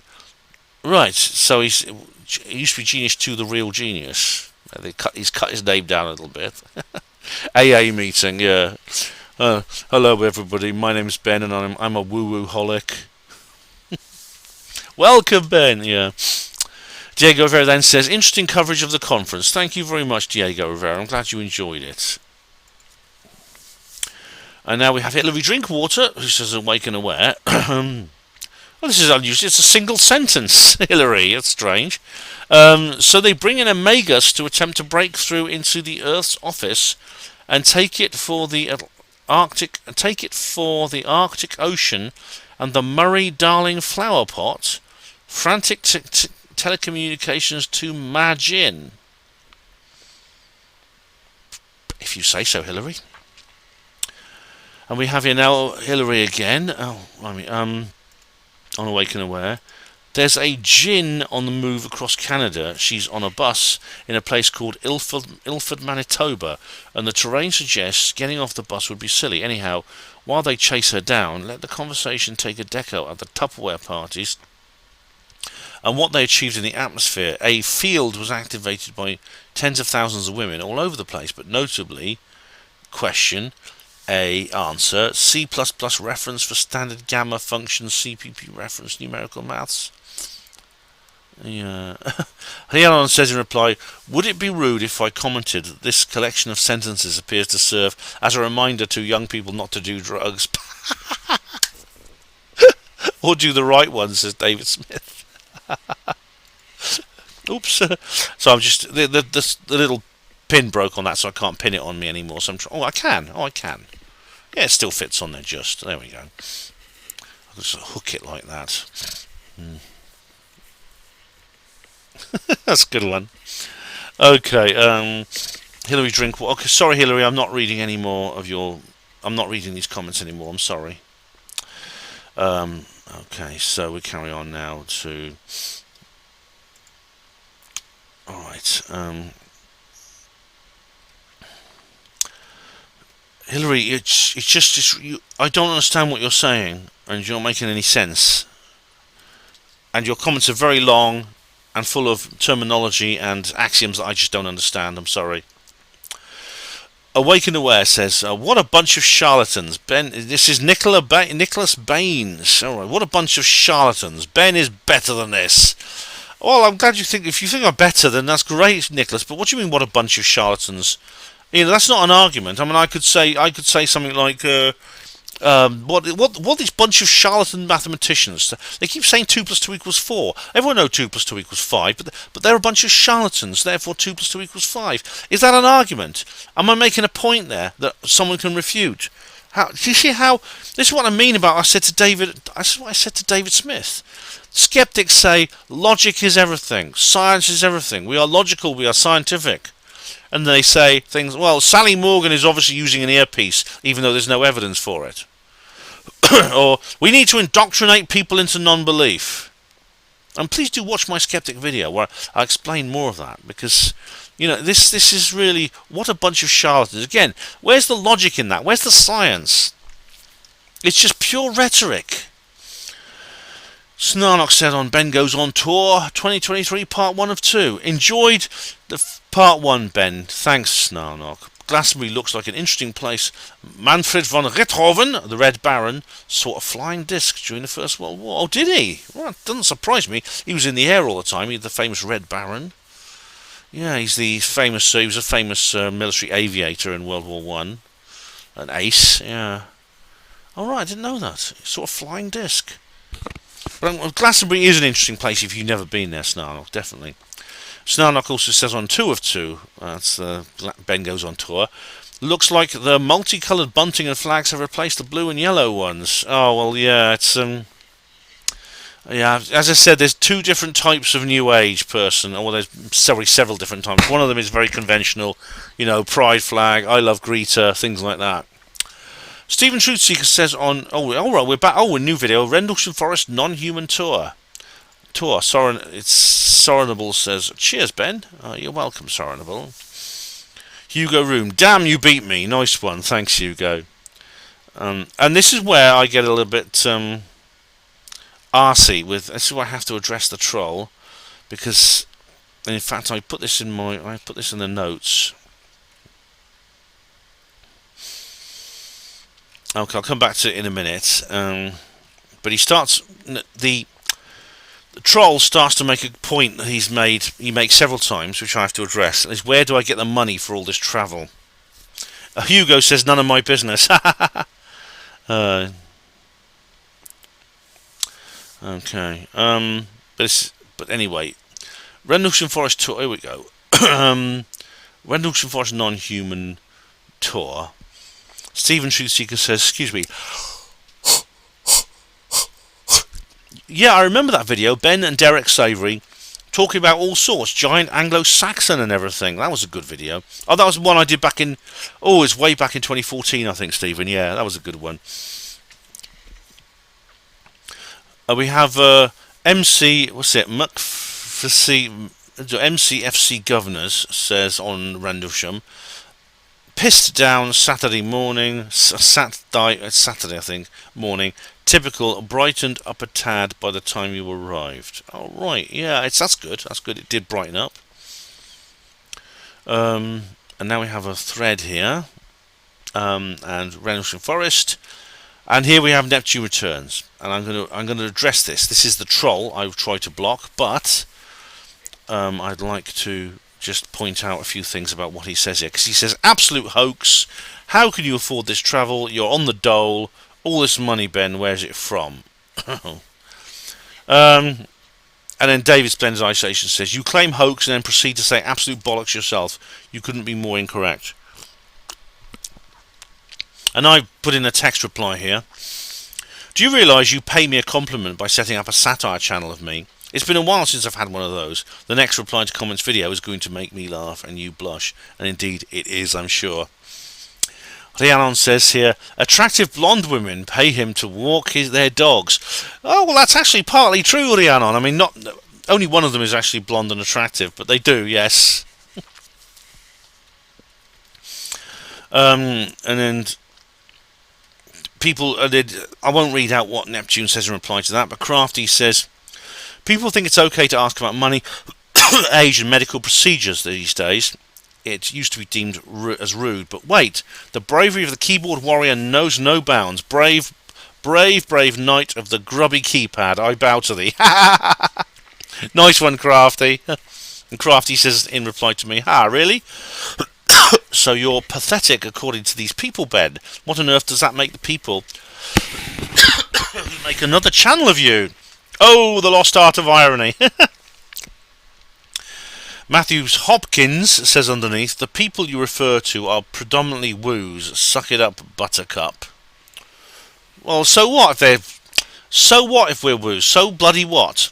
And David Smith says underneath, what difference would it make if you were running $1 million company? Does that make his beliefs true? Well, precisely, David. I mean, it doesn't actually. But then he says, I agree with some of the gist of some of your comments, but Ben is right. The way you do personal attacks like that just makes you look like some sad stalker with your own mental health issue. Well, thank you, David. It's not often I agree with you and appreciate your comments, but that was a very good one. Yeah, indeed. Well, thanks very much. I did put this down in my notes here. Because just in case it disappeared, because I thought I should reply to it. Now, to clear this up, it's very simple. I mean, I'm really surprised that people are even asking this question. I can afford this travel because I've saved money for it. I actually worked through the lockdown, which has left me with a bit of savings, which I'm now spending on worthwhile issues. Because when I was on the lockdown, of course, I couldn't spend money on anything except like the basic necessities of life, which means I basically had a couple. It wasn't much; it was just a few pounds a week, but I could actually put it to one side, and it did build up after a couple of years.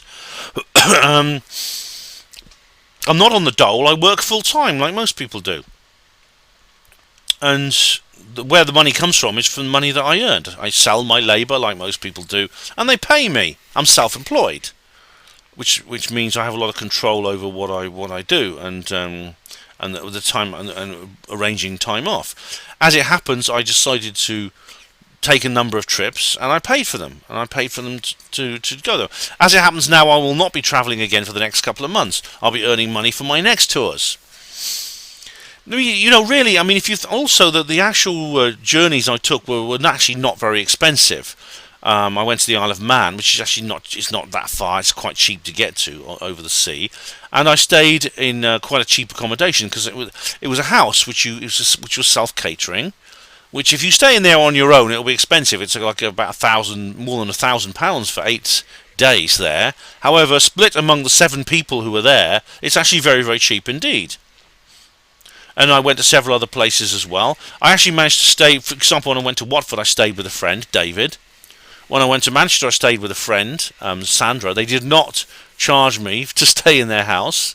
I just bought them some food and things for a treat and things like that. So yeah. I mean, Neptune Returns. Do you ask these questions of people when they go off for like 2 weeks in the Bahamas? Do you say, well, how can you afford this travel? You're on the dole. Do you ask these stupid questions about this? Is it? Because, I mean, you made a couple of really silly hoax videos about this. Some shorts about me, which I thought was very, very puerile. Anyway, I don't intend to dwell on this issue. Just really, this is why I blocked you, or tried to block you. And indeed, if my channel gets repaired, I will block you. You know, you just march into my channel after like 10 years of not even speaking to me, and then this is your first comment.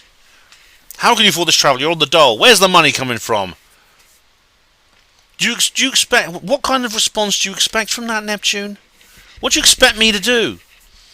Have you underestimated me to the point where you think I'm just going to like take you seriously when you say things like that?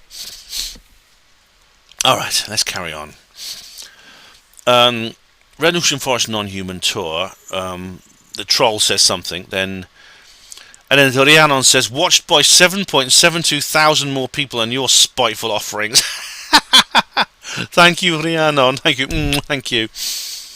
Neptune Returns then starts saying silly things, and David Smith says here, the amount of people watching shouldn't make a difference if it's true or not. Correct. You're right, David. He repeats that, actually. So then there's this silly there's this silly continuation here with Neptune Returns, which I'm not going to read. And then okay, I'm not going to read that by the troll. But Crafty Nice says replies to him or her. I think it's a him because his voice is male.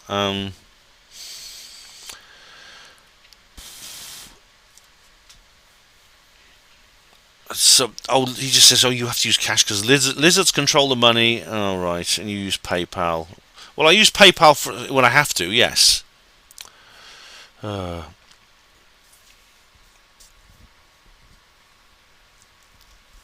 then David says, nice bit of dehumanising there. I think Neptune makes a valid point, though. Come back with childish insults and remarks about classism is pretty poor, in my view.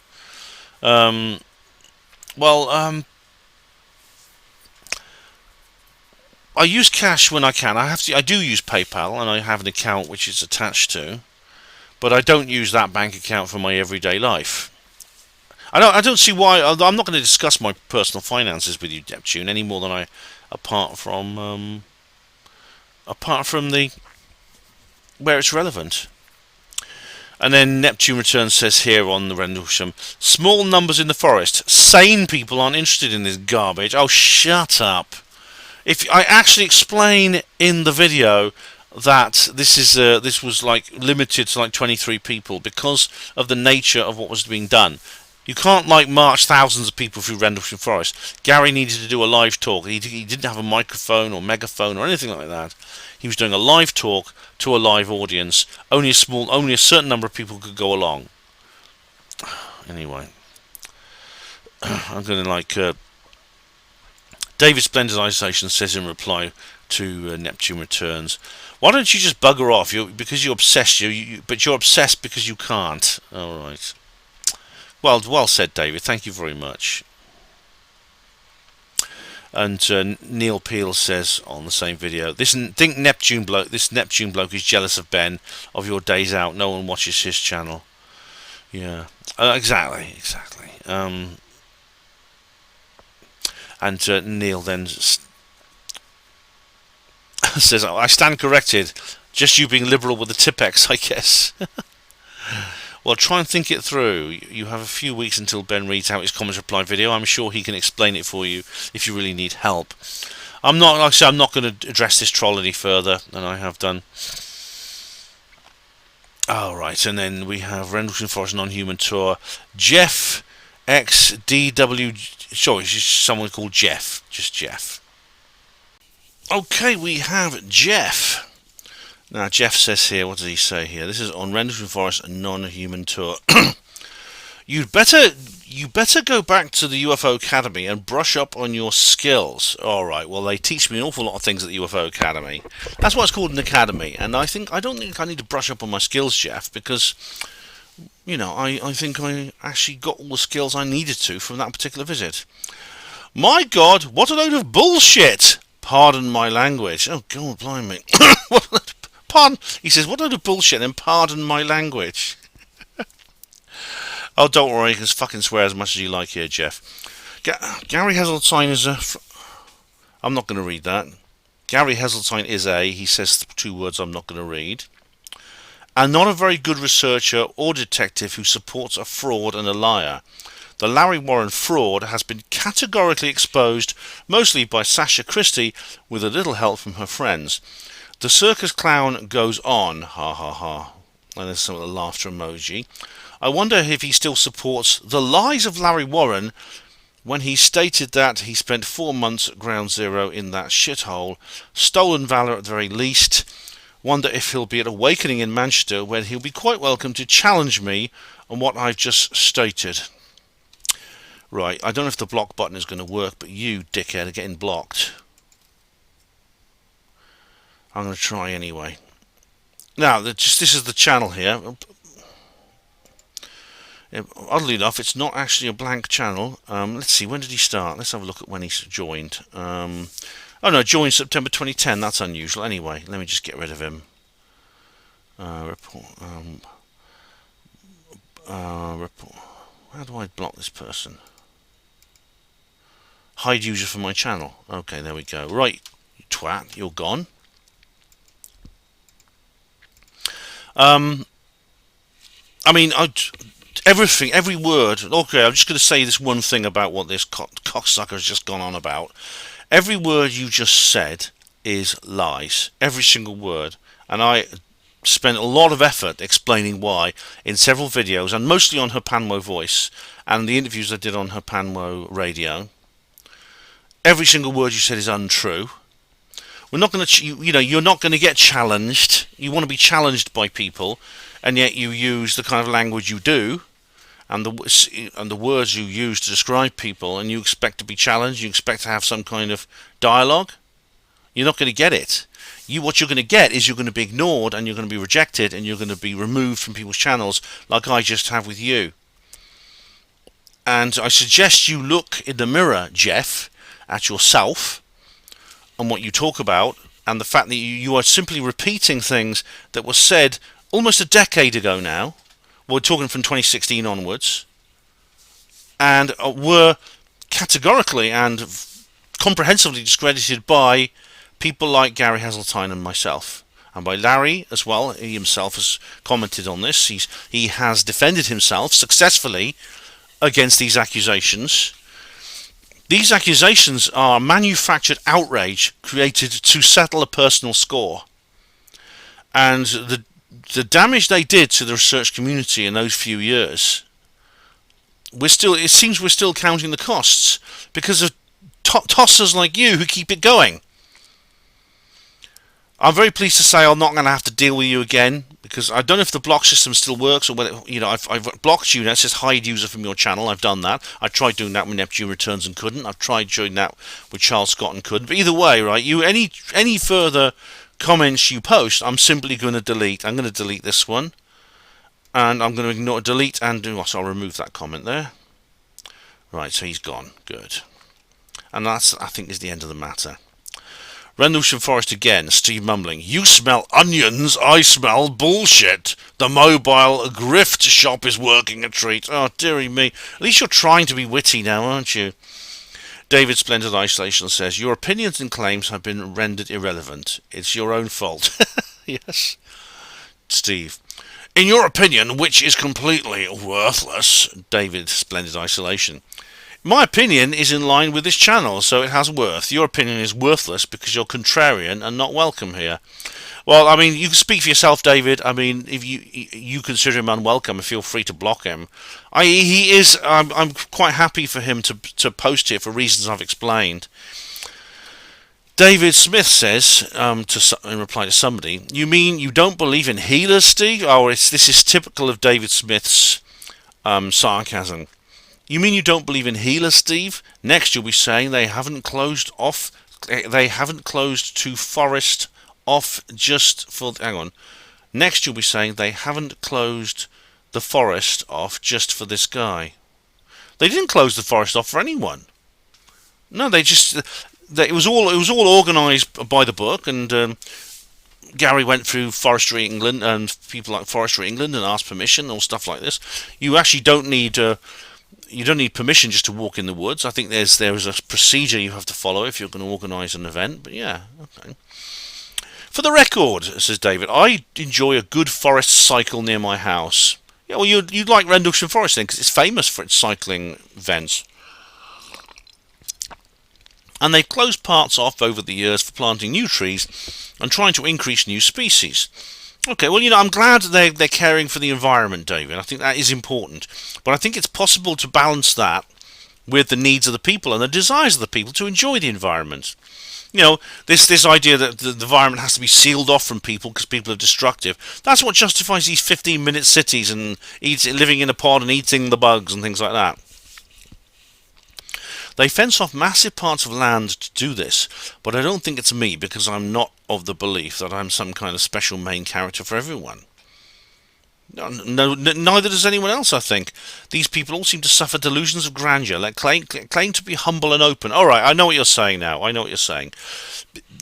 The fact was there was a lot of obstacles put in the path of this particular event, and in my view, it is suspicious. Yes, it is. Now, it's not delusions of grandeur. You do have to ask the question about why sometimes... Yeah, I mean, they do fence off parts of the forest. They haven't done that for Rendlesham. Rendlesham Forest is open to the public.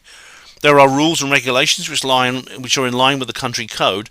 But seeing as Gary's event was actually very simple, it simply involved basically an organised ramble where he gave a tour. He gave some information. It was like a guide. He was like a tour guide, a courier. He was like a courier.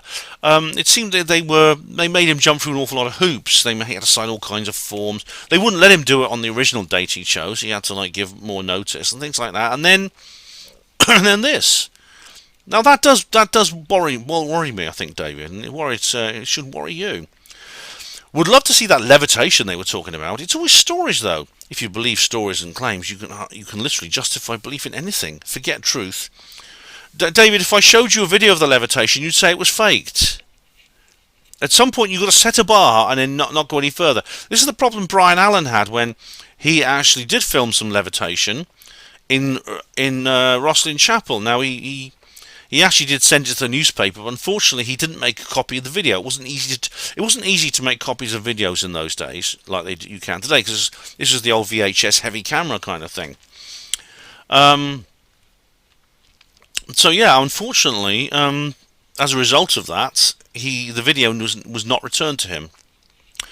Steve Mumbling says to David Smith, "They're always happy to tell you about something special they can do, but never agree to demonstrate any of it. A few years back I had a work colleague who claimed remote viewing ability." You two must have been absolute office buddies, Steve. "As this is such an extraordinary claim, I asked for a demonstration. Nice and simple. I asked him to describe the inside of my house. He told me he chose not to demonstrate his remote viewing abilities." PMSL. Ah, Steve, I remember you telling me this story years ago. Well, why didn't you... What you could have done instead was, right, just say, well, what I would have done then, I wouldn't just say PMSL. I would have said, okay, you don't want to demonstrate that.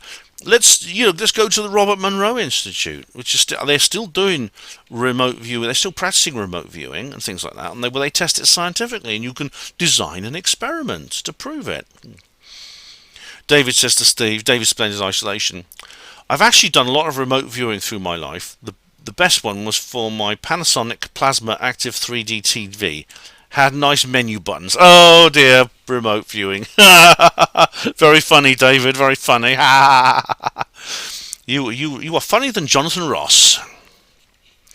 And David Smith says, "Oh, and India just landed on the dark side of the moon, where all the bases are supposed to be." Actually, India just landed at the lunar South Pole, I believe. It's not the dark side. That's where China landed the Jade Rabbit rover. India landed on the South Pole. Now, I could say a lot about that, actually, because I didn't actually say anything about this, but did you notice it took them more than an hour for them to publish any images? And you know what? They didn't live stream the landing. I mean, they were live streaming at Mission Control because they had a screen there, but they stopped the live stream just literally within a few feet of the ground. Why not stream it live? Why not put that on TV? Because that would be a winner, wouldn't it? That would be something amazing, to live stream a landing on the moon. That's never been done before. And we knew they had a feed because it was on their mission control board. I think they just wanted to check for aliens first before they told the public about it. Steve Mumbling says, "Nah, all they'll find is a huge prism. I've got the album." Bah! That's a Pink Floyd reference, yes. Great album there by Pink Floyd, yeah. Very funny, Steve. I'm actually going to give you a love heart for that, which I don't often do. Rendlesham Stephen Truthseeker. Ben, I won't eat those blackberries. They have worms inside them, lol. Oh, no, they didn't, Steve. Stephen, they didn't have any worms inside them. They were just... I would have known if they had. I mean, they may have microscopic nematodes and things like that in them, which are not worms. They're actually their own. They're their own phylum, but they look like worms. But they're everywhere anyway. So, you know, they're like tardigrades. You find them everywhere. Same video, Stephen. Yes, the vegetation looks very thick.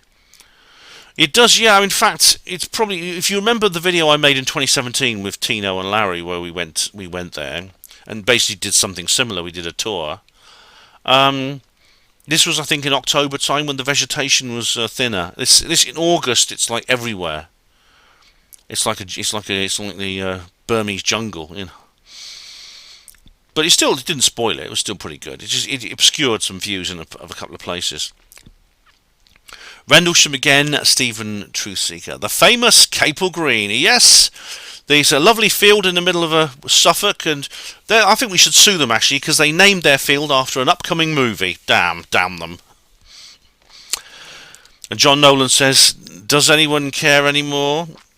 Well, believe it or not, it's someone posted something on Facebook about it. I actually posted a little reply to them. I don't think if it's still there, I don't know.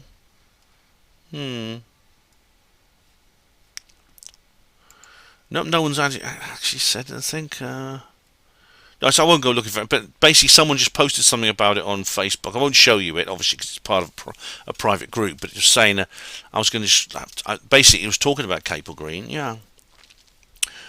And Steve Mumbling says, "Is that anything like olive green or emerald green?" No, it is actually the field is actually called Capel Green, and there's an upcoming documentary which is still upcoming, even though well, there's a saga behind that, but basically it's still on its way. But it's been stuck in development hell, and that does happen with movies sometimes. Unfortunately, with Capel Green, the UFO community is not as patient as, shall we say, the cinema viewing audience. Because how long do we wait for Avatar?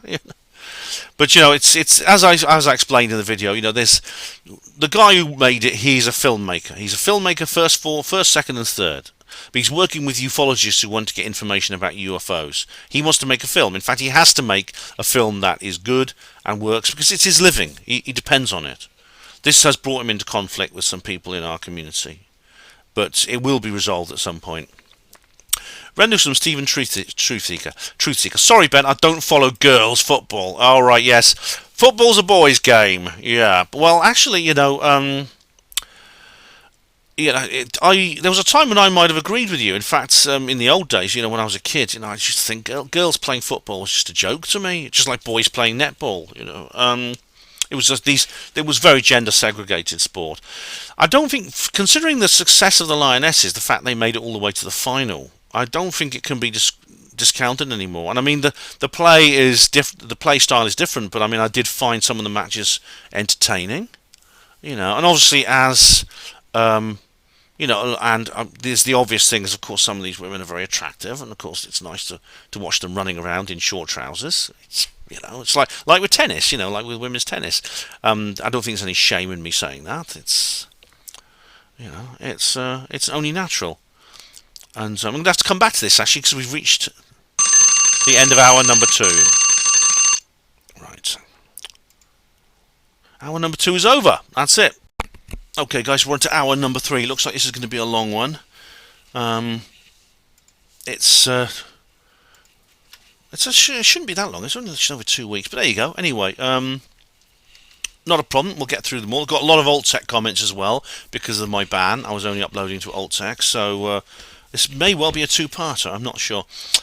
Steve. Anyway, yeah. Crafty Nihilist says in reply to Stephen Trusig here, you can never compare men's football with women's football. The only way you can have equality with the men's and women's football is if they turn men into girls. Something has upset you, mate? Maybe you've been brainwashed and can't handle it. Well, you know, it's funny. I know.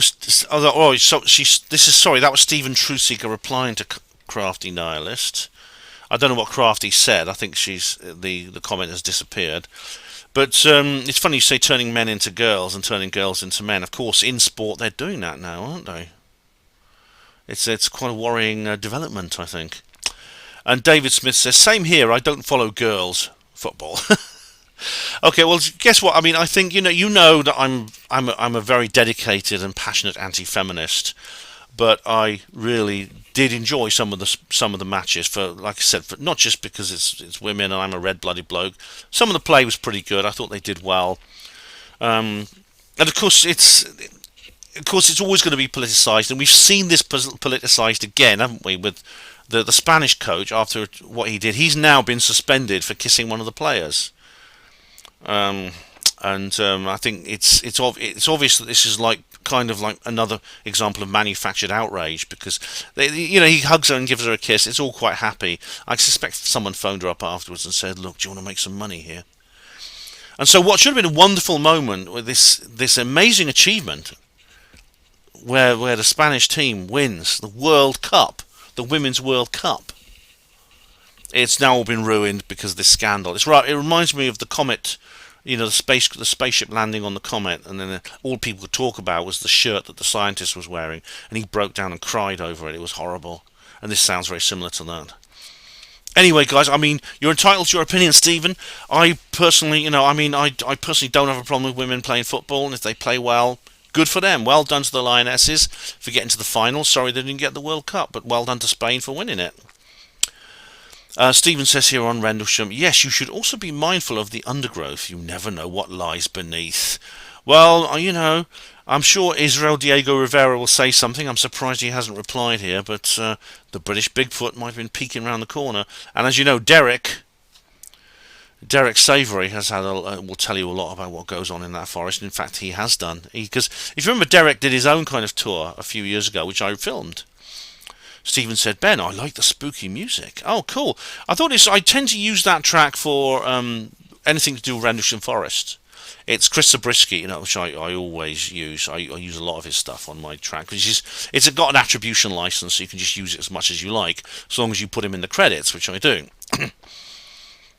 Steve-O on Awake and Aware says, You're the Oliver Hardy of the reportage, Ben, and that's a compliment.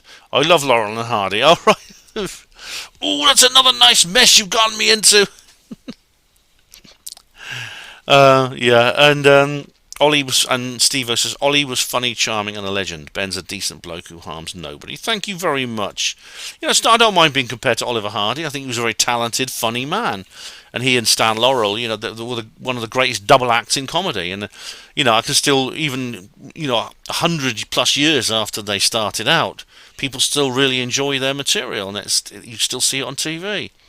So, yeah, that's good. Oliver Hardy, that's right. Maybe Corin was Laurel, and I'm Hardy. Steve-O says on Awake and Aware, where does your friendship with Dave, Miles, Colin, etc. originate? They seem to have been in your videos since you started reportages nearly 15 years ago. I think they originated simply from events like this. We got to know each other because we go to these kinds of places. I think that's how it all came about. Yeah, I mean, it's been 15 years. I started doing HPANWO TV 2007, I believe. Yeah, and I started visiting. I started going to conferences regularly about that time. I did written reports, and then I started doing video reports maybe a couple of years after I started HPANWO TV, so around about 2008, something like that. Yeah, about 15 years, maybe a bit longer. Mrs. Balloon says on Rendlesham Forest non-human tour, you'd think with all the super, special, energy workers and light workers and healers, the good mojo would be aligned properly in the stars, and we wouldn't have driven out all the evil spirits already. Meet the old boss, same as the new boss. I'm not sure what you mean. I think we are driving out the evil spirits, Mrs. Balloons. To me, it seems that your energy, Ben, is better than most. Many people are looking in the wrong direction for salvation. There is something very special about human beings. We are created in the image of God. Can we give our gift freely? Yes, that's love. That's humility. Thanks for sharing your journey, Ben. Oh, you're welcome, Mrs. Balloons. You're welcome, and I'm glad you appreciate my contribution. There is something special about human beings. It's like that line from, what's it called? Good Omens, that brilliant comedy series. He says, people thought, one of the characters says, people thought you might be God incarnate. Others thought you might be the devil incarnate. You're better than both of them. You're human incarnate. I think that's a lovely line.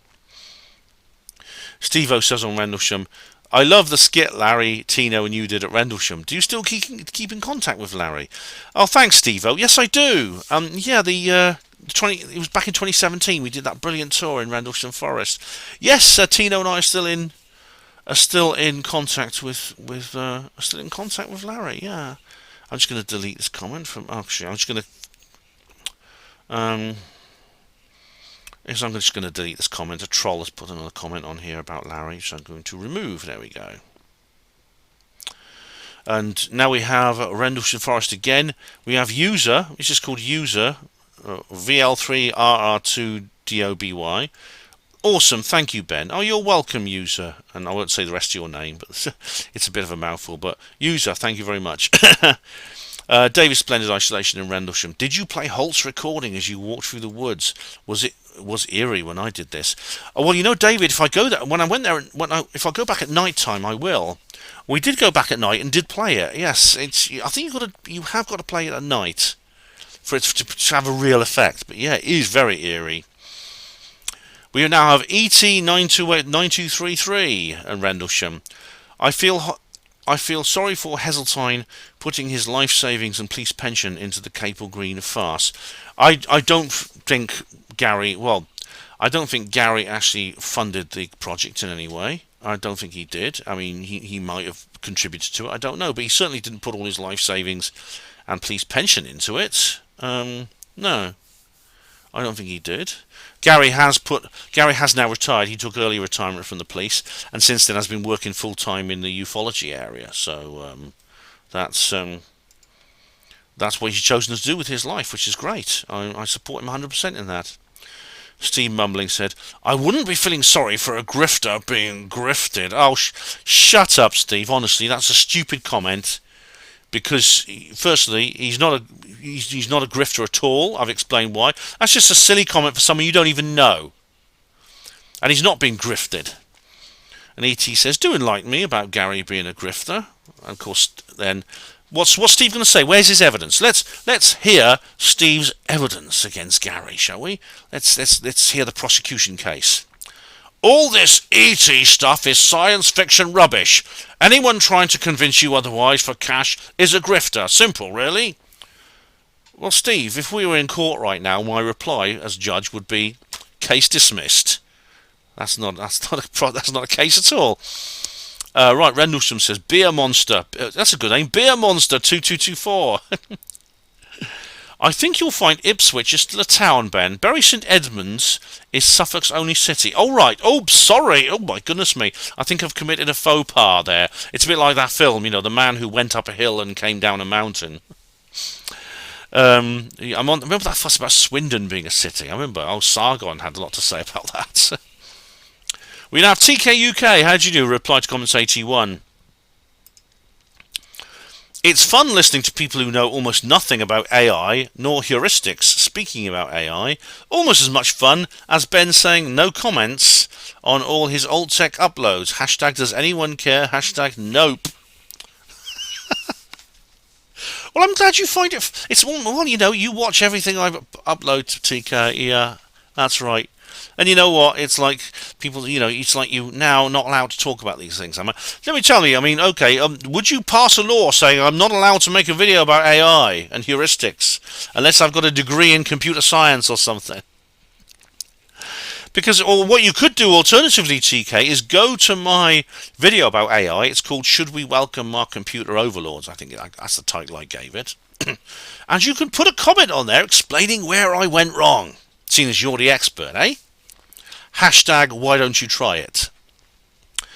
Rendusham, Donna Wellham. Thank you for the link, Ben. Very interesting event. You're welcome, Donna. I'm glad you enjoyed it. I'm glad I didn't actually send you the link, but it must have appeared if you subbed to me, which is good, which is great. Rendusham, Rhiannon Jones. Angie seems nice, Ben. Walking in the forest with a charming and intelligent blonde woman. Neptune no views return will be seething. Yes. Oh, it's nice talking to Angie. Yeah, she's a lovely, she's a really nice lady. I had a good conversation with her. She's very, very interesting. Yeah, so there you go.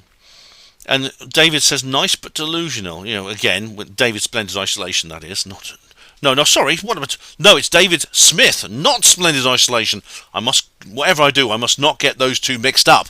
So nice but delusional. She's not delusional at all. And again, everyone who says that just never provides any. It's like what Steve Mumbling was saying back there, and TK was just saying, oh well, I just make these assertions and I don't put any evidence, just single sentences and things like that, And we now have Rendlesham. Wayne Model Builder. That's a good name. Wayne Model Builder says, great video, Ben. Where do I look in future to find out about these types of events? I keep missing out. I don't do Facebook and all that shit.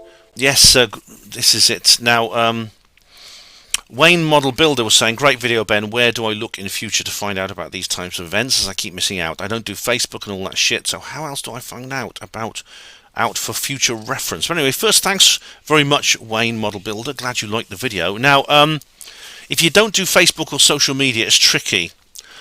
What I suggest you do is whenever you go online, go to Google and simply Google UFO conference or UFO events or UFO groups, because very often people report on these things, and you'll see them there. If you follow HPANWO Voice, for example, which is my news blog, it's hpanwo-voice.blogspot.co.uk.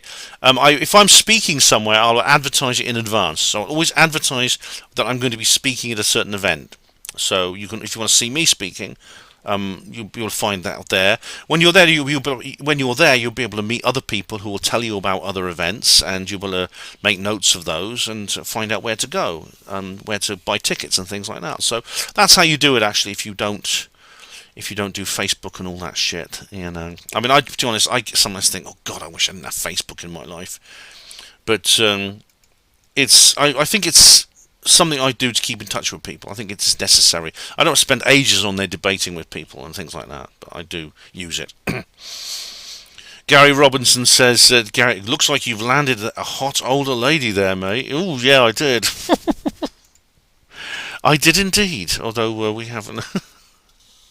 Well, we've communicated, but in a completely platonic way since then.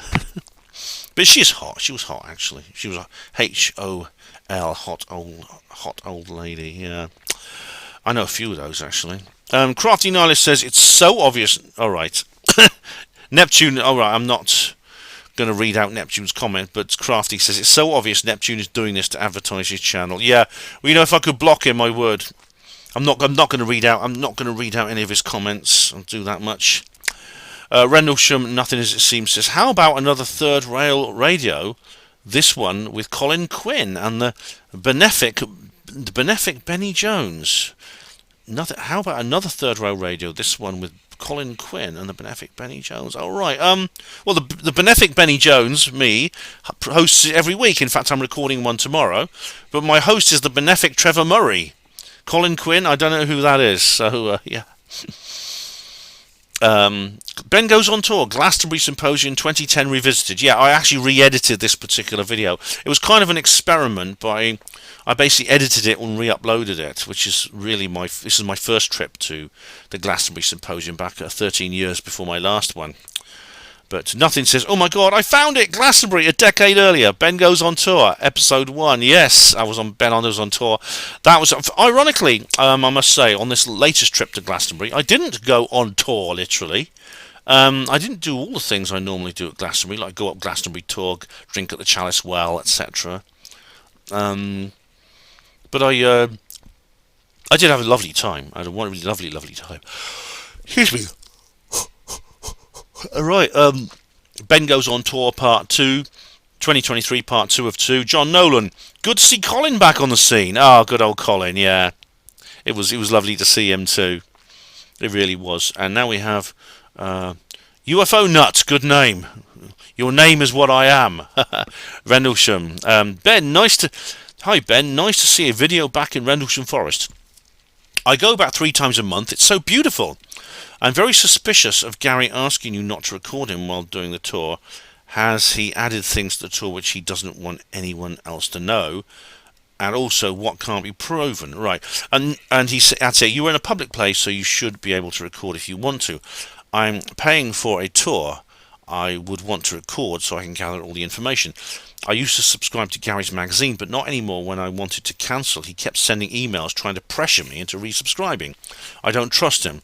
Also, did you know, before the actual sightings in 1980, the lights were seen 2 nights before by a family member who lived close to the forest? Good video, Ben.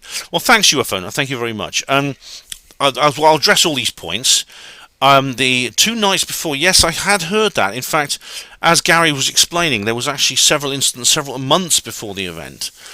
Indeed, there's been strange activities reported in and around that base ever since it opened in World War II.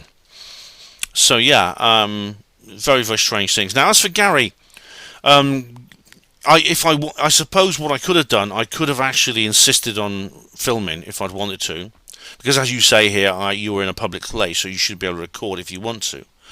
Yes, I could. I'm paying for the tour. I would want to record to gather all the information. He asked me not to. I mean, he asked me first. He actually asked me afterwards. After he gave me permission, he was kind of joking when he said, "Oh, have you asked permission to film?"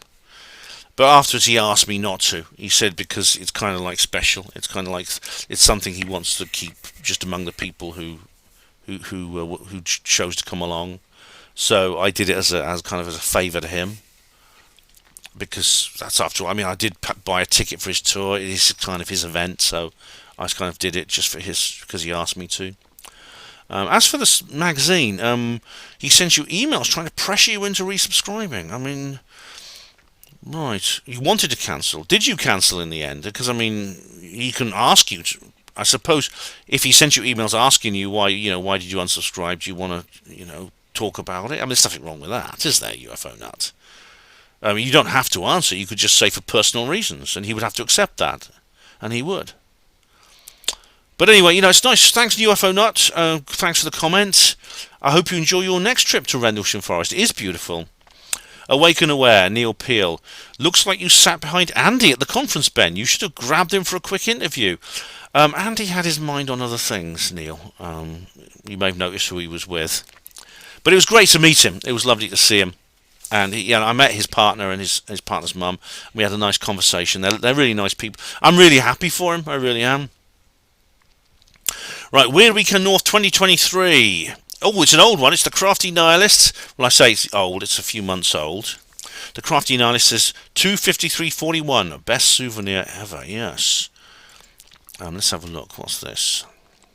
Brushed coffee cup. Yes. Pen. Yes. You can't go to a conference and not pick up the special coffee cup, can you? Especially a flattened one.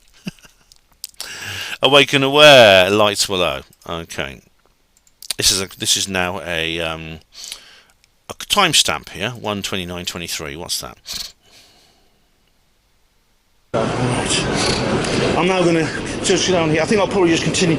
I'll go along to the picture. Okay, this is me at Holborn Station, yeah, okay. This is my little look around Holborn Station for evidence of the underground base that is wanted to be there. And Lights Below says, maybe Miles is confused by Quatermass and the Pit, which is set in the fictional Hobbs Lane tube station, where they discovered a buried UFO. Lights Below, that is a really good movie, yes. The Quatermass and the Pit. Yeah, if you haven't seen it, do watch it. I mean, there's actually two versions of that film. There's an old black and white one, and I think there's a new one. I'll just have a look. It's such a good film.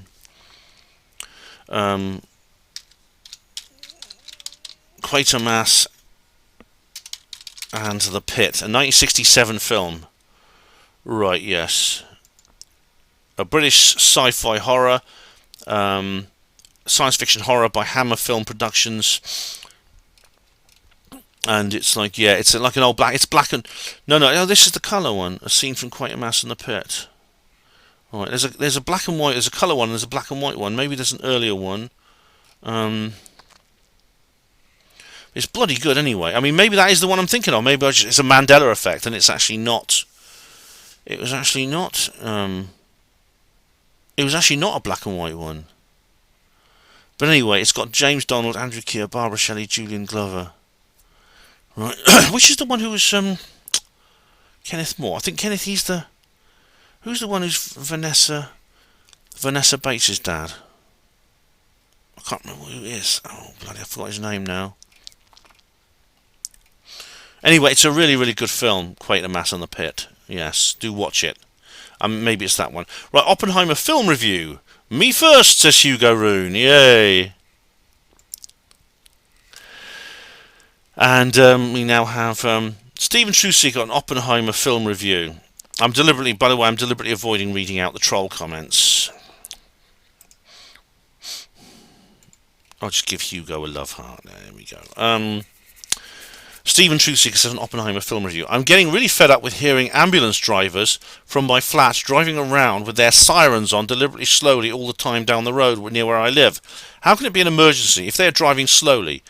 They say the noise plays on your chakra points, and there's a 623. Stephen, I do wonder. I think some of them are just in a hurry to get back to the ambulance station because they've got like a cup of tea going cold or something like that. You know. Yep, and there's a conversation between Stephen and the troll, which I'm not going to read out. I do think, in fact, you know, I know that sometimes people in the emergency services, they abuse their powers, and I think they're just kind of joking, but I know that the police will sometimes use their blue lights to park somewhere to nip into shops and stuff. There was one of the auditors actually caught them doing that. Yeah, Oppenheimer film review. David Gregg says, excellent review. I love the add-on of the test, Destroyer of Worlds. Yes, I'll never forget that. That was a pretty chilling conclusion to Illuminati 2, Christopher Everard's film, yeah, about the Trinity test. And David Gregg says here on Oppenheimer as well, Babcock are in charge of the nuclear sub-refits at Rosyth Dockyard. Right, that's why I might have heard about them before, because I think they may be involved with the new Australian submarine contract. Because, as you know, I've actually mentioned Babcock International. It's a British aerospace defence and nuclear engineering service based in London. Yeah, because you know that there's been this massive deal it's been rushed through to give Australia a fleet of nuclear submarines for taking on China. Obviously planning some kind of open ocean blue water confrontation with the Chinese Navy. As a result, you're going to need nuclear subs. Because China has its own fleet of nuclear subs. And there's been this huge push involving suddenly, you know, about $20 billion has been. Firstly, a $90 billion contract with France was cancelled to replace the diesel boats of the Collins class, which was originally France was going to build, like I think about a dozen diesel electric submarines. That was cancelled overnight, so that's £9 billion down the drain. And then it was immediately, then they went on, they've now, I think they've decided to create, I can't remember how many units it is, but there's a number of nuclear subs that are going to be built here in Britain. and I think it's going to create a lot of jobs, because they're going to build the reactor. The nuclear reactors are going to be built at the Rolls-Royce plant in Derby, and I think Rosyth might have got the contract to build the actual hulls. I don't know the details, but no doubt I'll come back to this subject. But thanks for the information, David Gregg, much appreciated. And David Gregg says here again on Oppenheimer, Philadelphia experiment, time dilation and travel. Yes, I heard about that. I read the book by what's his name, Charles Berlitz. That's a conspiratorial classic, that is. Yeah. Same film, Ravenhill, the Cryptic of 1968. Hello, Ben. Good evening, Ben. Cinema going? I don't think it's the same anymore. The old traditional picture houses with the curtain and usherettes, old-fashioned intermissions, etc., have all gone now. Which gave cinema the atmosphere, so I don't bother anymore. Ravenhill, I think, yeah, they have changed a little bit. In fact, when my mum was an usherette in that cinema, she did used to like carry the thing. She used to have the tray with the ribbon around her neck, and she used to stand at the front, and people used to sell goods, items in the auditorium, whereas now you have to go out to the foyer. I remember you going up to my mum in the old days, and she'd pass me a cornetto and not charge me for it. But I still think cinemas, as Alan Parker said, as I've discussed before many times, you can't capture the atmosphere, the experience of cinema viewing of movies and just condense it to a small box in the corner of your room, let alone some handheld device. As he said, Larry of Peckham is what you get, not Lawrence of Arabia. David Splendid Isolation says, well done for not telling her to get knotted, Ben. Troublemaking busybodies like that I've come across and wondered what would happen if you just ignore them completely. Some part of them, I think, thrives off their feeling of self-importance. So if you cut that off, then what? Alright, oh yeah, that was that old bag in the field who tried to say, oh, you're filming, stop filming. I was at the camera pointing myself. And so I didn't tell her to get knotted, but I said, look, I'm on a public highway, I can film whatever I want. And she said, but you can request privacy, and I've granted it to you because I've got the camera pointing at myself. And she said, oh, that's passive aggressive. I said, nonsense. It's one of these things. It's one of these. It's not what you said. It's the way you said it, kind of things, which I can't deal with. I can't bloody deal with it. And as Dark Corner says here on the same video, photography is not a crime. Exactly.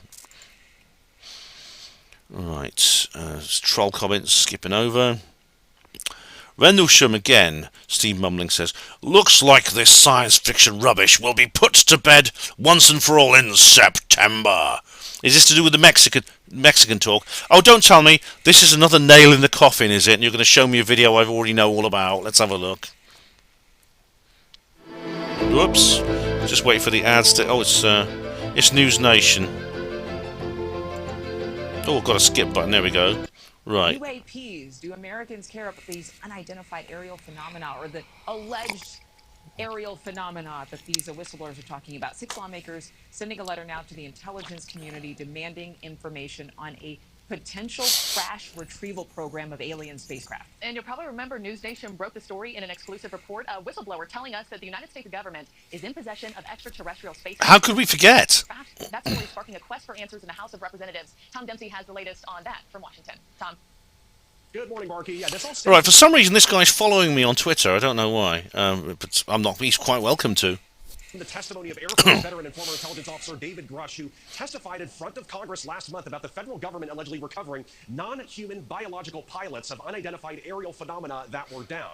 Now, this latest push for information comes as some Congress members have questions about things like the alleged crash retrieval program and the alleged reverse engineering program run by the federal government. Grush testified about those programs during that hearing in front of the congressional members, saying he had access to the information due to his official duties in the intelligence community. He told Congress he was unable to go into specifics in a public setting because that information was classified, but said he did provide those details. I know, and the skeptics and backslappers just can't forget this.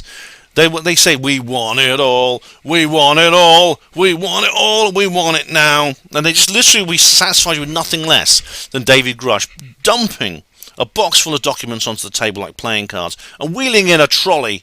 Well, obviously one of my brother porters will be pushing it with a dead alien on it. I mean, really, will nothing less than that satisfy you?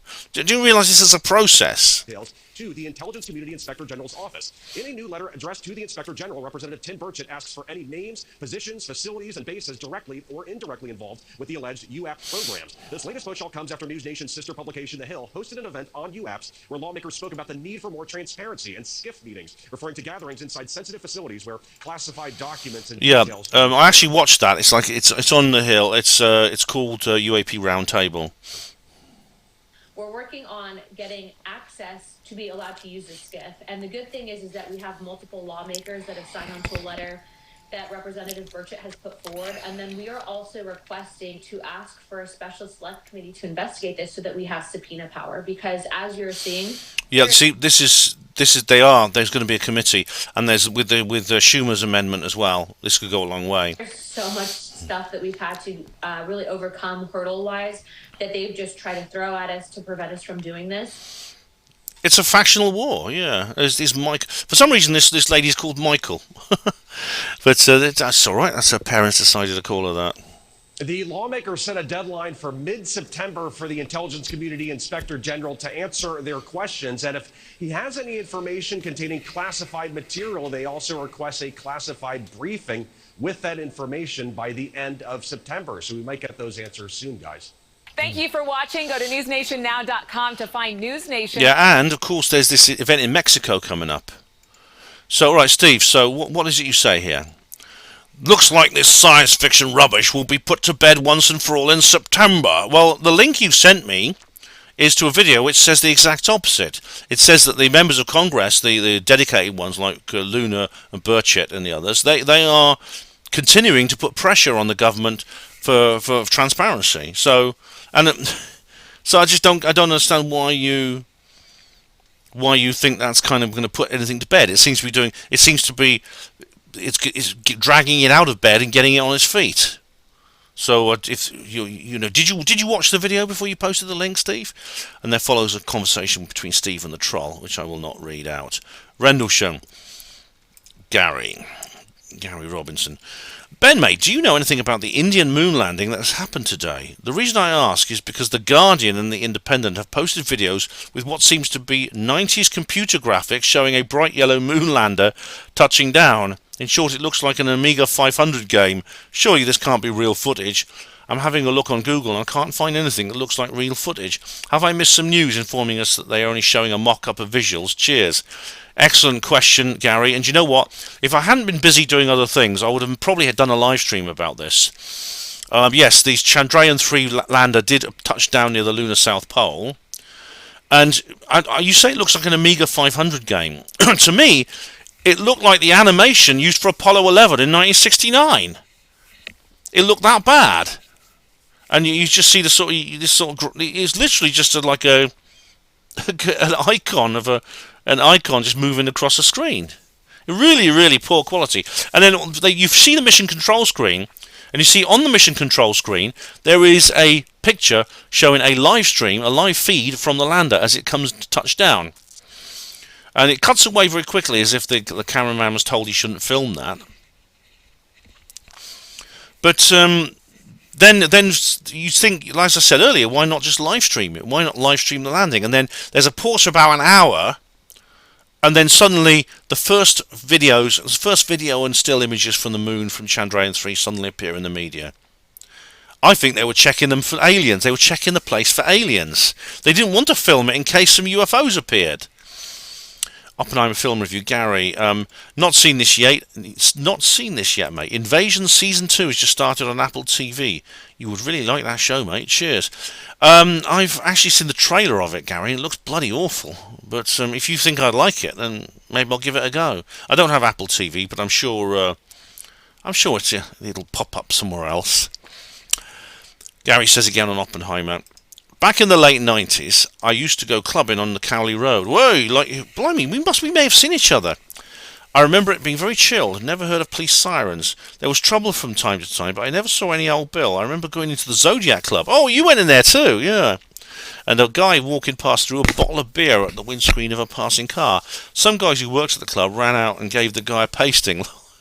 Yeah, I mean, I remember the Zodiac. I remember they used to have live music in there. Really, really good stuff.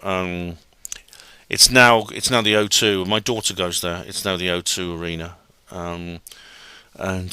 But it still has live shows there. But yeah, I remember that well. But it was more chilled. I mean, there was trouble. I mean, there was violence. There were social problems back then. But people dealt with it in a more sensible, common sense way, I think.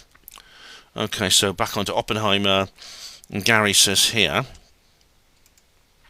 in regards to film being shot on digital, they are indeed working towards a digital solution that looks as close to film as possible.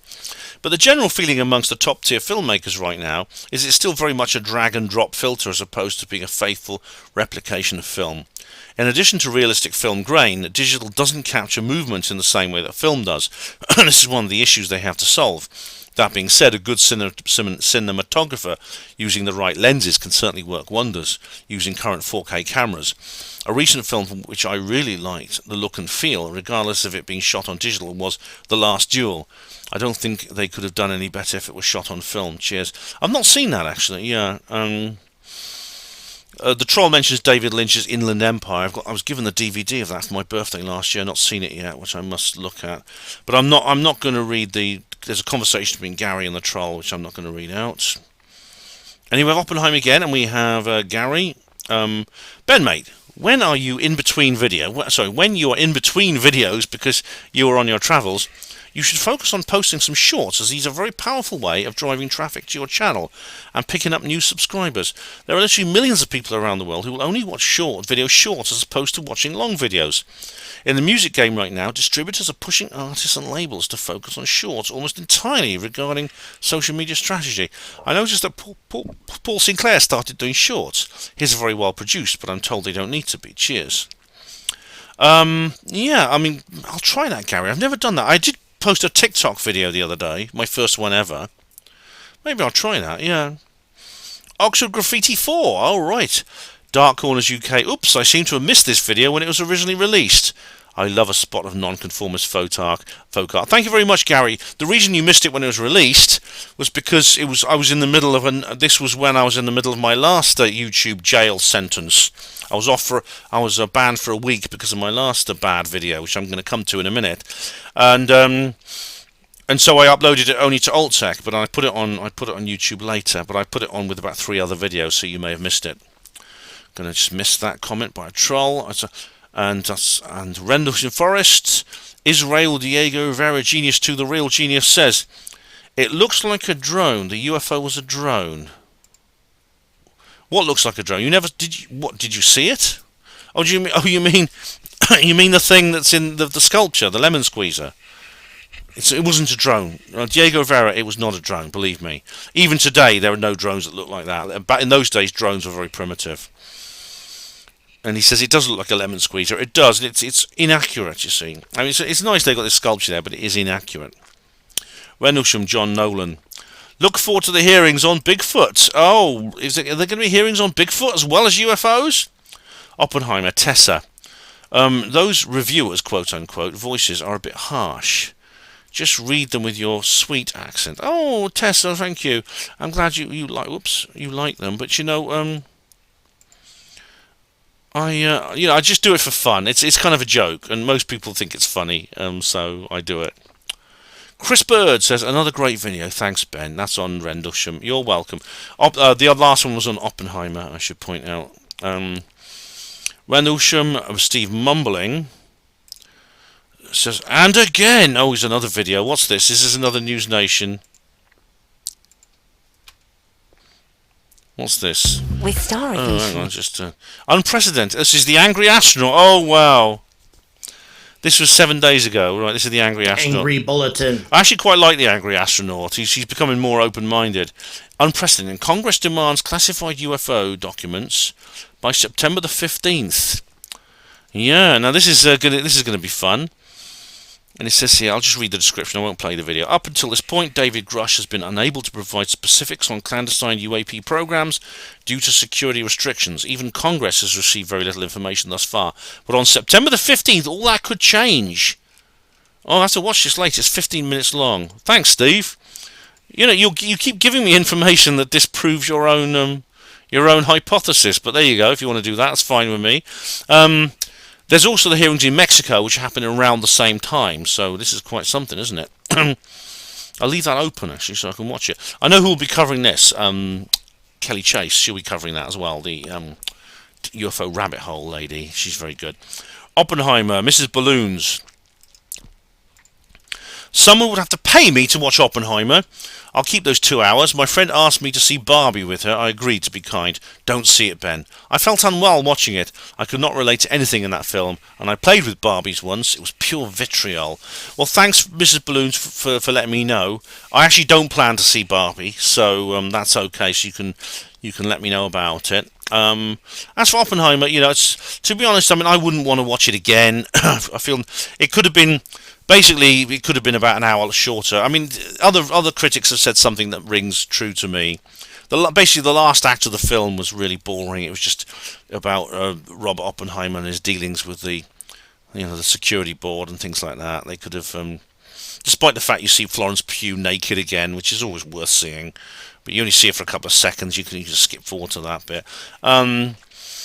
It's really quite boring. They could have ended it at the climax. The climax of the film was like 2/3 through, which was the detonation of the Trinity device. They could have packed the last bit into 5 minutes and just ended the film now. Okay, ignore that. That's the troll. We now have Matthew Hopkins on Oppenheimer. When Oppenheimer gives the lecture in Dutch, which he actually learned in 8 weeks, you may have had a knack for languages then, Matthew. Impressing the American present, the speech barely makes any sense. Well, the thing is, it was German he was speaking in the film, not Dutch. I even heard someone say in the cinema, that's German. This is mainly because Christopher Nolan took out random words to make the scene shorter, as he later admitted to a Dutch reporter. He also said he considered quantum physics to be too complicated to translate and remember in Dutch. Oppenheimer probably spoke Dutch with a heavy German accent, further adding to the native speaker's confusion. In the official German dub, however, he's speaking Dutch fluently. Right. You can discuss quantum physics in Dutch like you can any language. Like all modern languages, Dutch has developed words for modern concepts. Sometimes it borrows words from other languages, as others do. Or sometimes it creates its own words. A German has a particular knack for inventing their own words rather than borrowing them. The French, on the other hand, always tend to borrow English words. But yeah, I didn't know that about the German dubbing, though. We have the troll saying something nice about one of my videos, which doesn't make sense. And troll. Snarnock says on Ben Goes on Tour Part 2 of 2. I'm surprised that they have not used ground-penetrating radar to solve the Bosnian pyramid mystery, like they used on the Time Team archaeological sites under the ground before digging. I don't know if maybe they have, Snarnock. Have they not? Have they not used that? Well, if it could do any good, I'm sure they would. Right. 2 of 2 again. This is Tour 2 of 2. Snarnock, did Colin mention the origins of Chewie and the Ewoks? Chewbacca seems very out of place. I know that the Ewoks were originally meant to be baby Wookiees, I remember. And then Lucas decided to turn them into a completely new species. So these cute little teddy bear-like creatures. As for Chewbacca, I don't know. What I know about Chewbacca is the guy inside him. It was a hospital porter called Peter Mayhew. Anyway, Gary Robinson, you'll know all about that. Go on, tell us. Oppenheimer. Nothing as it seems says, one of my favourite darkwave tunes, Come Dance With Us. Alright, here's like a... What's this? Oppenheimer analysis. What's this? This is... There's some Want ads. an upgrade that doesn't cost the Earth? Oh, this is called Oppenheimer Analysis by the Devil's Dancers. Right. I won't play it, actually, if you don't mind, because but people can check that out. I do like that kind of music. Right. Shelley. We have Shelley Northwest. Reply to comment 67. Oh, that's an old one. Greetings, Ben. How did I not know Neil Sanders has turned into a douche? Is he really doing videos now claiming things like Hunter Biden's laptop is a tinfoil hat conspiracy? Yeah, unfortunately, Shelley, he is. I mean, I wouldn't call him that, but I think he's making a big mistake. I think he really has gone down a bad path. I found Brent Lee's channel not positive. This is Neil's official channel now. And just skimming some titles, they have videos covering a pretty wide variety of nuanced subjects like Hunter and so on. Is Neil out there actually trying to dismiss and even bury criminal activity now? I mean, there's even a video on Graham Hancock here that looks to be defining him as mentally ill for leaving the warm, cosy nest of the establishment's cocoon. My, please tell me Sanders didn't become a douchebag, this douchebag. In the States, even our most cautious critical thinkers and reporters like Max Blumenthal or Michael Tracy know the truth about Hunter, of which I won't repeat here. Does Neil now actually consider simple contrarianism to be on a par with critical thinking? An investigation a la Richard D. Hall and others is now a logical sin. Shelley, unfortunately, yes. Now, Brent Lee is a former conspiracy theorist. He's someone actually new on the David Icke forum, and he talks on his channel about how in 2003 he became, like, he got into the world of woo. Like, I mean, I did a few years earlier, but it sounds similar to my own immersion. But then in the 20-teens, he actually changed his mind and became a skeptic. I don't get angry with him because of that. He's always been polite and respectful to me, so I'm not going to get angry with him. I think he's making a big mistake, though. And I think he's gone down a bad path. Neil also has gone into an area. I mean, you say he. Please tell me Sanders didn't become a douchebag. Unfortunately, he did. I wouldn't call him that name, but I still wish he hadn't done this. I still wish he hadn't made this incredible blunder that he has. After the book he read, Your Thoughts Are Not Your Own. How that was a really good book. That both volumes were really good. And now he's saying things like, as you said, Hunter. They made a video debunking the V word, the arm ticket, and things like that, and masks and things like that, and saying, oh no, the establishment position is correct. And Brent and Neil's discussion on Graham Hancock was pretty horrible, actually. They essentially said, they I can't remember exactly what they said, but they were going through this establishment idea that he was a racist, as if it's original to call someone a racist these days. I felt uncomfortable listening to their analysis of Graham Hancock. I thought they were very unfair.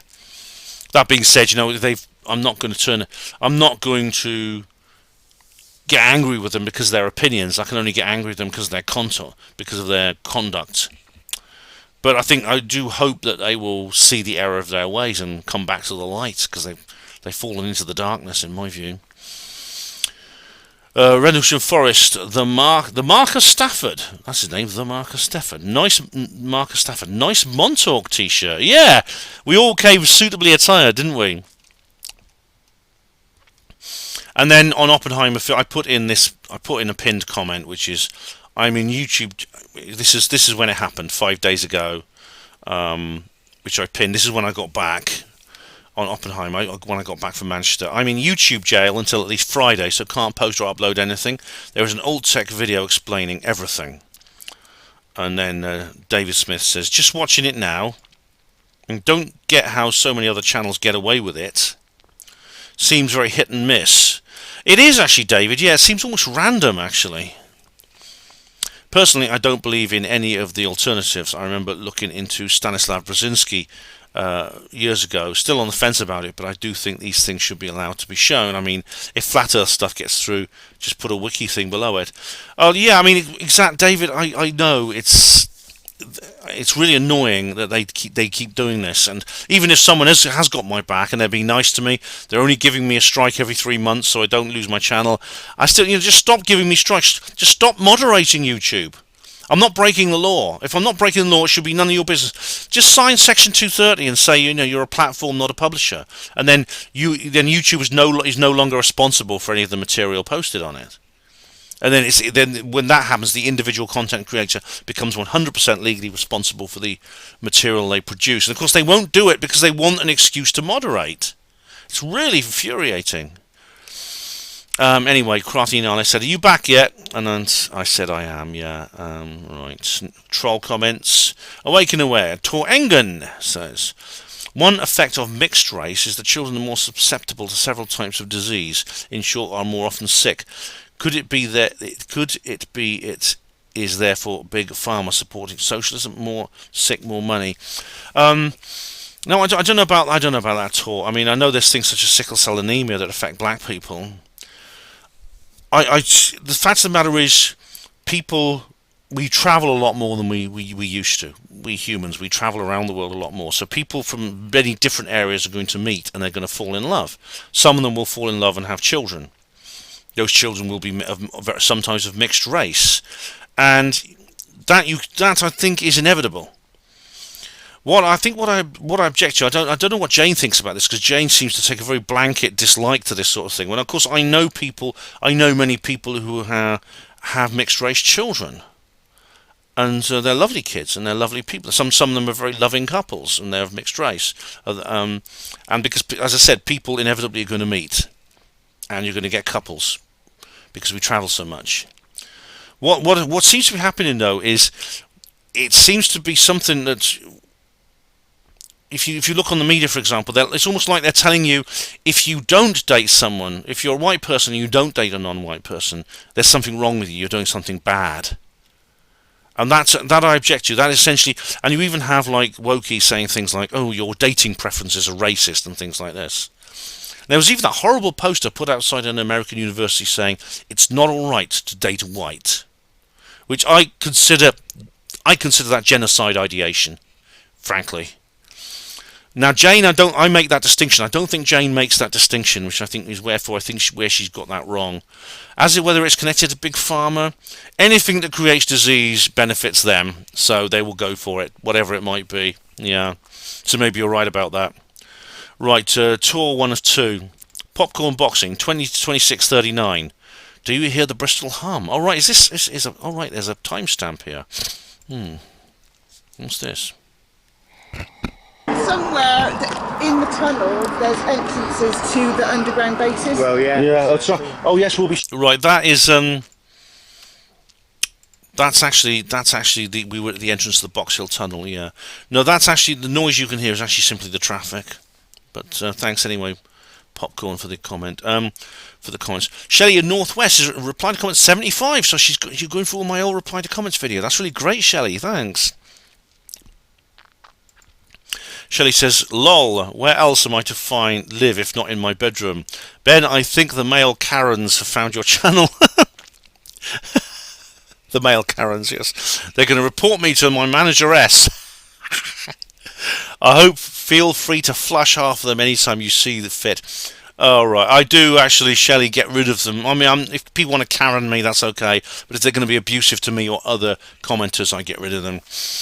Quote, "You don't have to comment on this. It might be overly contentious," unquote. All right. Oh, no, sorry, that's not a quote. That's just asterisk. Okay, she says here, "Good on you for holding your own and knowing you're well thought out. I'm sitting here wondering if what's bothering some isn't more about them feeling small. I mean, here you are feeling comfortable with being independent, knowing you can question and reason out, staying skeptical yourself.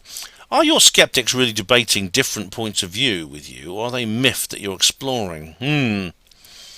Yeah, Shelley, maybe that's it. Maybe that's what's bugging them. I mean, who's the best explorer? Who has the best mental type for our world and all the shit going down? The materialistic type inundated with the status quo, essentially man being the centre of the universe? Or is it the explorer with reasoning skills that can turn things on angle, stay rational and work a greater primer? Think the movie Contact. Oh, that's a very good film, that, yeah, where Jodie Foster plays this maverick scientist. It's very good. Yeah, that's a good point, isn't it? The bedroom comment makes me think whoever said that is just miffed that you've gotten out ahead of him. That may be subconscious, or I may be wrong as well, but the hate watcher comments feel more like shame-based comments or something. Not that people can't have their own legit views or feel perfectly decent about that, but rather that it's shame for not questioning enough, and then seeing that reflected in you. I see what you mean. All right, so they don't like Shelley. They don't like the idea of a bad example. They can't bear it. It's like these people who condemned me for being proud to be a porter when I was at my hospital. Yeah, I think I get what you're saying. Yeah, and you might well be right. I think this is common and natural too, but to be honest, it's really just pretty rude.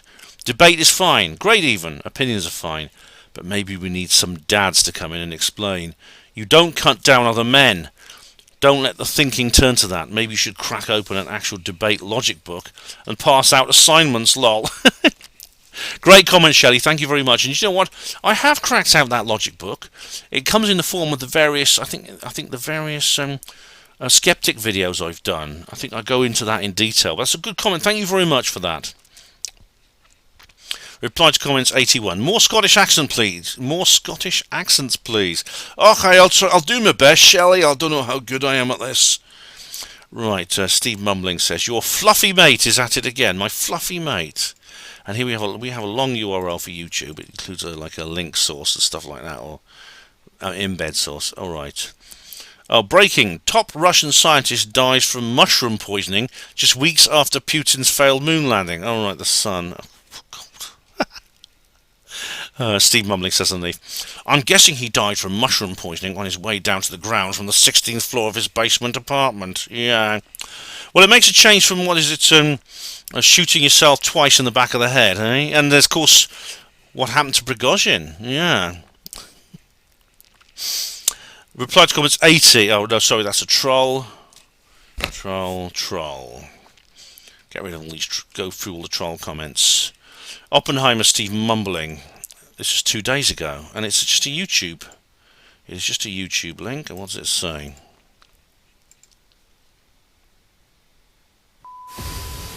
Oh my gosh, dude. Wow.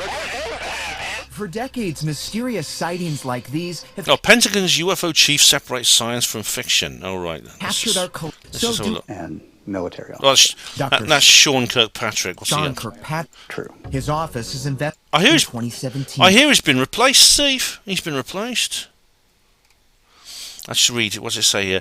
Dr. Sean Kirkpatrick, who leads the Pentagon's all-domain anomaly resolution office, talks about efforts to determine the truth behind unidentified aerial phenomena, sightings from around the planet. All right, thanks, Steve. I'll look at that later.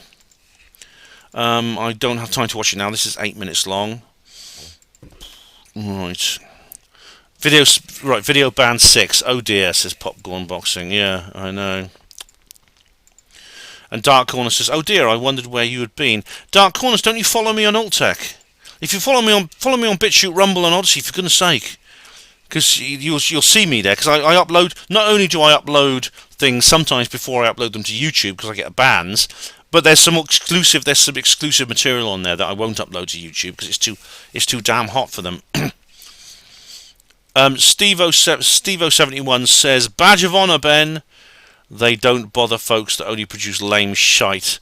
It's over 4 years old. The bot's on part-time. Maybe they're just getting bored and taking occasional pot shots, like in Hitchhiker's Guide to the Galaxy. Thanks, Steve-O. Thanks very much. And then Awakening Expo, Steve-O says, great, a new reportage. Yeah. If you followed me on BitChute, Odyssey, and Rumble, you could have seen it a week earlier. Okay, just going to go for ignore the trolls. All right, get through this. Got a lot of troll comments there. Awakening Expo 2023, Steve-O71. Did love Edge Media back in the 2000s. Shame it couldn't not last longer. Yeah, Edge Media was great, wasn't it? Yeah. Good to see Theo looking well. He was, wasn't he? It was great to meet Theo again. And he does a great show. He did a great show. He's a great presenter on that. And Jam Noise 72 says, hey, Ban, are you back? Yay, fuck YouTube. Absolutely. Thanks very much, Soul Sister. Much appreciated. Trolls. And then Awakening Expo. Hugo Runes, same as Neptune. Liked already, now watching. All right, I'm not replying to Neptune, Hugo, but you can if you want. Video 6 banned. Ravenhill, the Cryptic of 1968, said, I know you're on other platforms, Ben, but it would still be tragic to lose you on YouTube. It would partly, Ravenhill, because that's how people, of course, find me. Obviously, as you just heard, some people just say, well, where's he gone then? Where's he gone? Oh, and of course, I haven't gone anywhere. I've been here the whole time. But some people say, oh, you've been away. I thought you'd been away.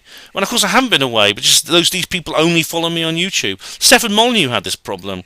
So please, I just say to everyone, please, go to BitChute, go to Odyssey, go to Rumble, set up an account, follow me, for goodness sake.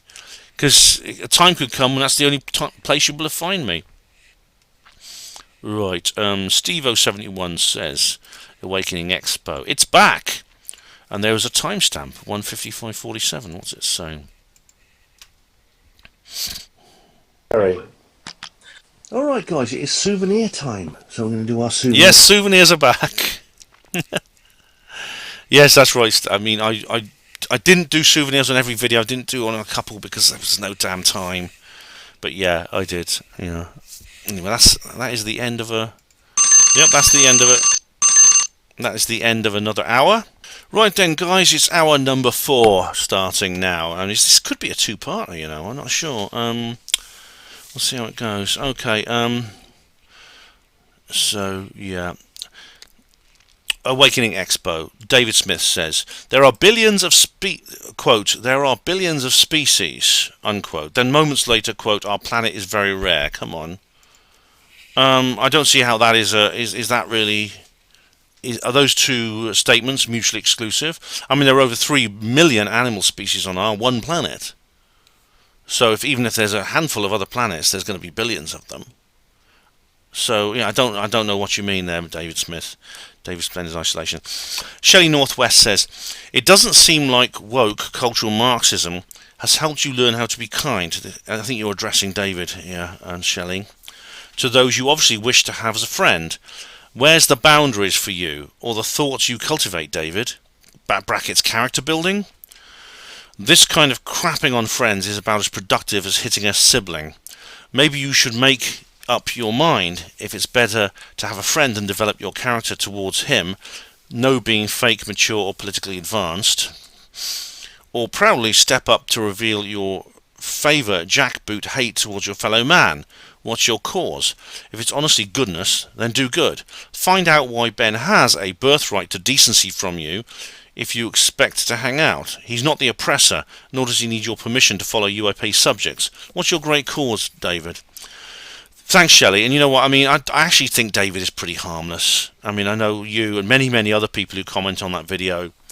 I think you're more disturbed by the way these people treat me than I am, and I appreciate you caring about me and things like that.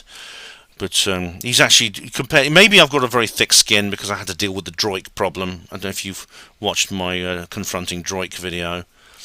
I had to deal with that, which is why I find people like David Smith fairly innocuous, as I think you would if you wouldn't be bothered by him any more than you'd be bothered by an earthworm after you'd met a rattlesnake, or bothered by a cow once you'd met a mad bull. But do check out that video, seeing as you're going through my old catalogue, Shelley. It's one of my favourites. David Smith says to Shelley, I was talking about the lady in the video. On the one hand, she stated there are billions of species on other worlds. Then she says Earth is rare. Is that Lorraine? Is that Lorraine Wilkins? My cause is to eradicate false beliefs and untrue claims in the hope of discovering truth, which leads to greater societal health and well-being. Hallelujah, David, me too. I think you will find the jackboot hate comes from people believing in conspiracies about race and immigration while denouncing equality among men, women, races and genders as woke. No, I agree with the first bit you said, where you said that you want greater societal health and well-being. So do I. We have different opinions on what is true and false, and the debate is how we work out which one is which one is which. But I think the idea of jackbooting, the jackboot of hate, simply for, you say, believing in conspiracies about race and immigration. Well, I don't know what you mean by that. I'm concerned about the level of immigration this country is experiencing. Many other Western countries are too. I don't believe that means I hate. I certainly don't hate anyone. as a result of my concern, denouncing equality among men, women, races and genders as woke. Okay, denouncing equality. Right, what is equality? Does it mean everyone's the same, everyone's identical, everyone's a carbon cutout? As I say in my video, Women in Ufology, people are naturally not equal. That doesn't mean they're not equal in terms of one is worth more than another, one is more important than the other, one race should be supreme to another race. No, it just means we're different. Men and women gravitate towards different interests. Black people and white people tend to like different things when you generalise across the entire population. This is why white people are more likely to like heavy metal, black people are more likely to like jazz, hip-hop, things like that. Because hip-hop and things like that come from jazz, which was originally a black music. Its origins could be traced actually to Central Africa and the music that comes from there. So these people are not all equal, in a sense we're not all identical. What woke does, it wants to turn everyone into a carbon copy of everyone else.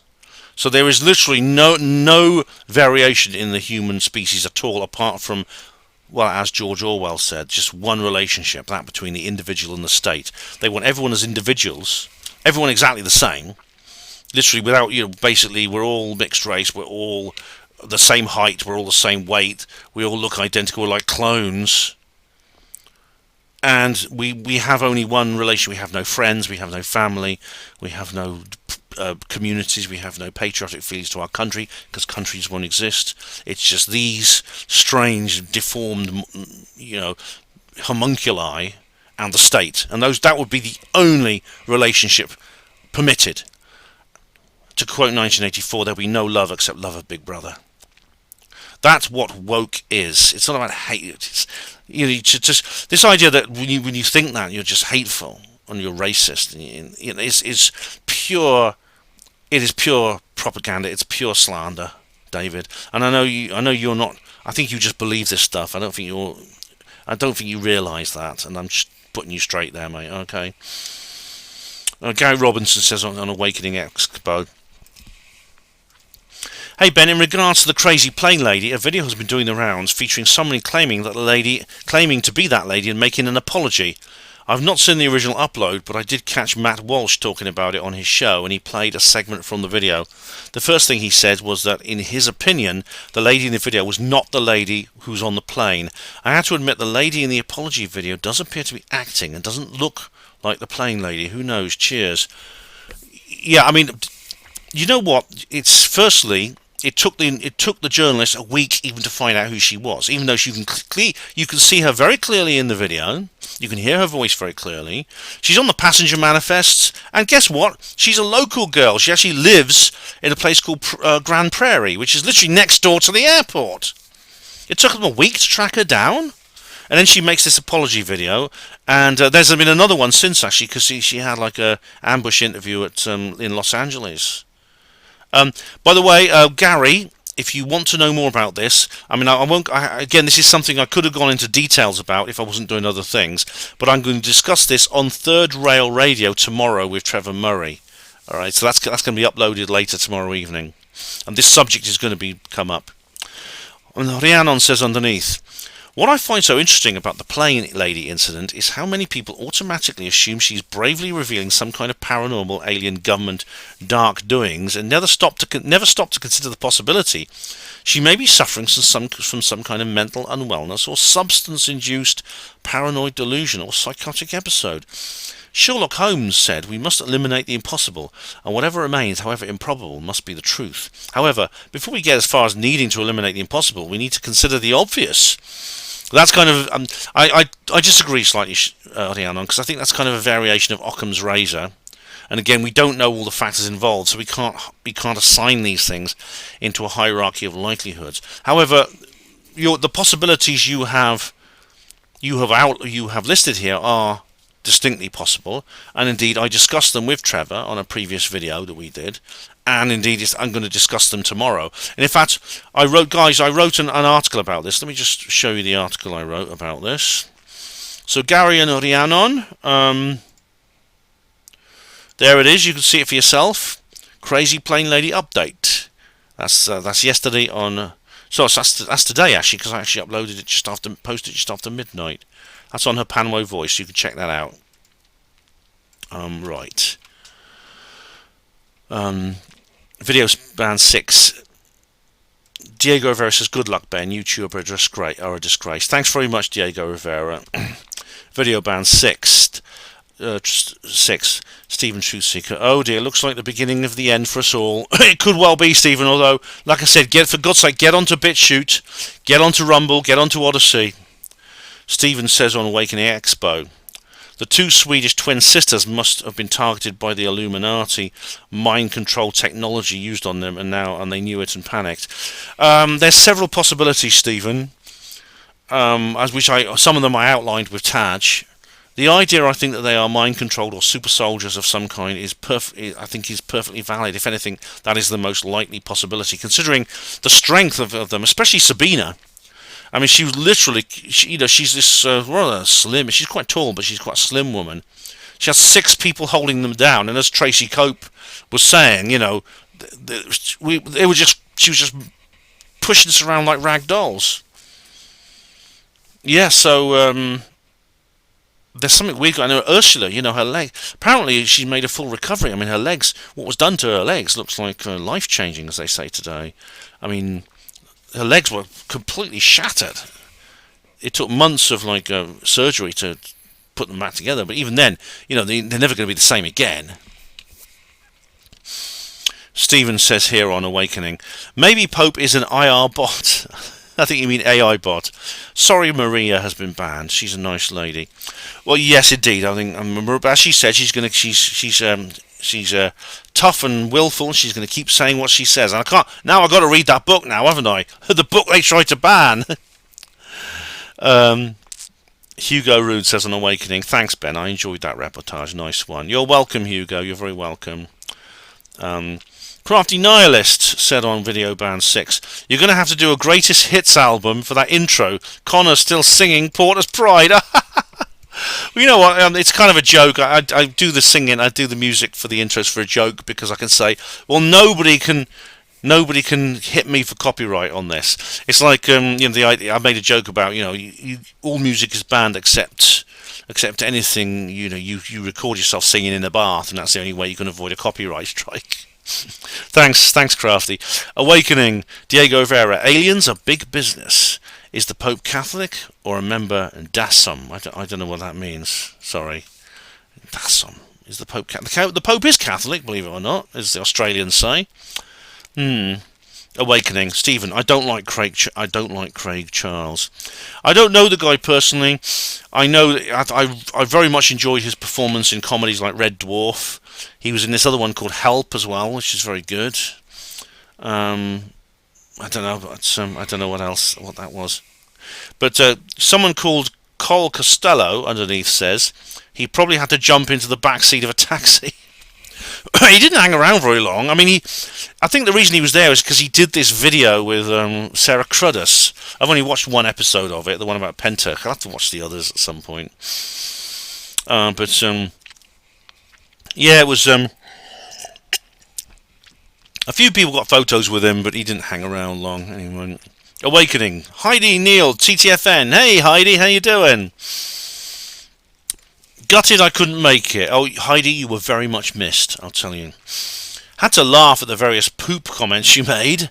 And as for the ex-porn star, he was at the SRA conference I attended. Said quote, he supports this cause. Yeah, alright, matey. Trawling for guests for his sad radio show, methinks. Probably, yeah. I mean, his radio show is probably one of the most unoriginal ones on the internet. He does have some good guests occasionally. But he doesn't really have much style when it comes to the presentation kind of thing.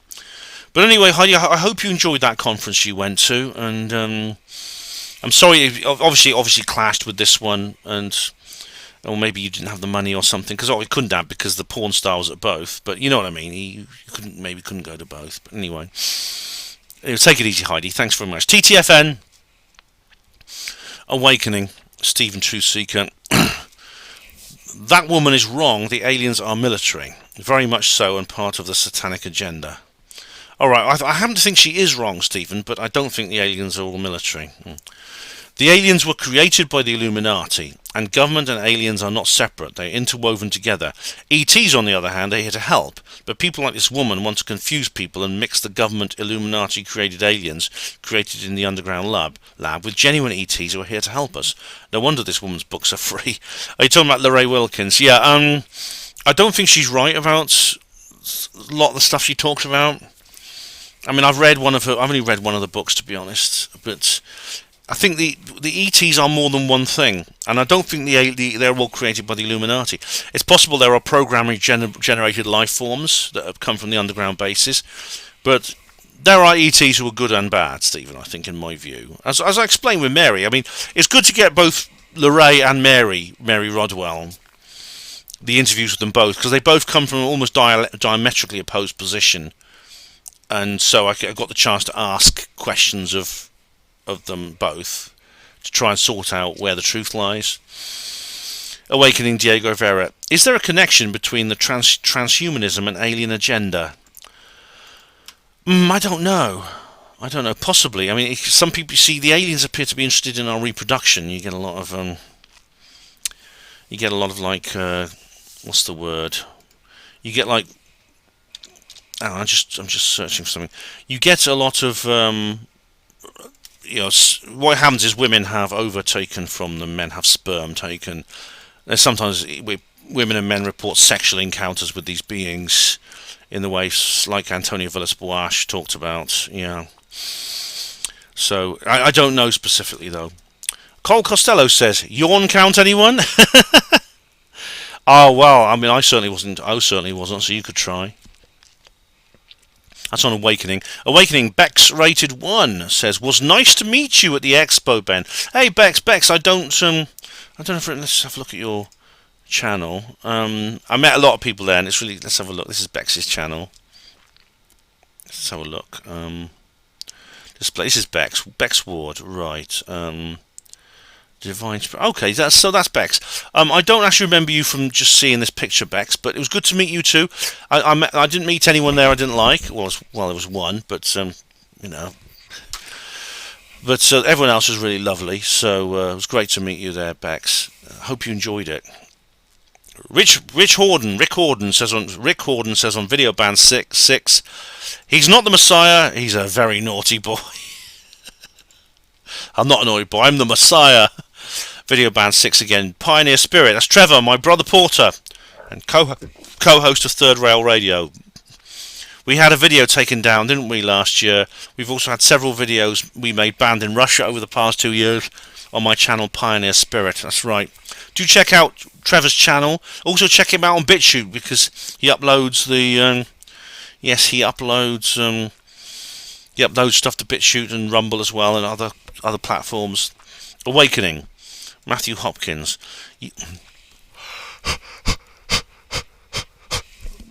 You recognise an ex-gay porn star from the back of his head. Oh, oh God. How's that, Ben? How do you recognise an ex-gay porn star by looking at the back of his head? Oh God, that was a very bad choice of words, wasn't it?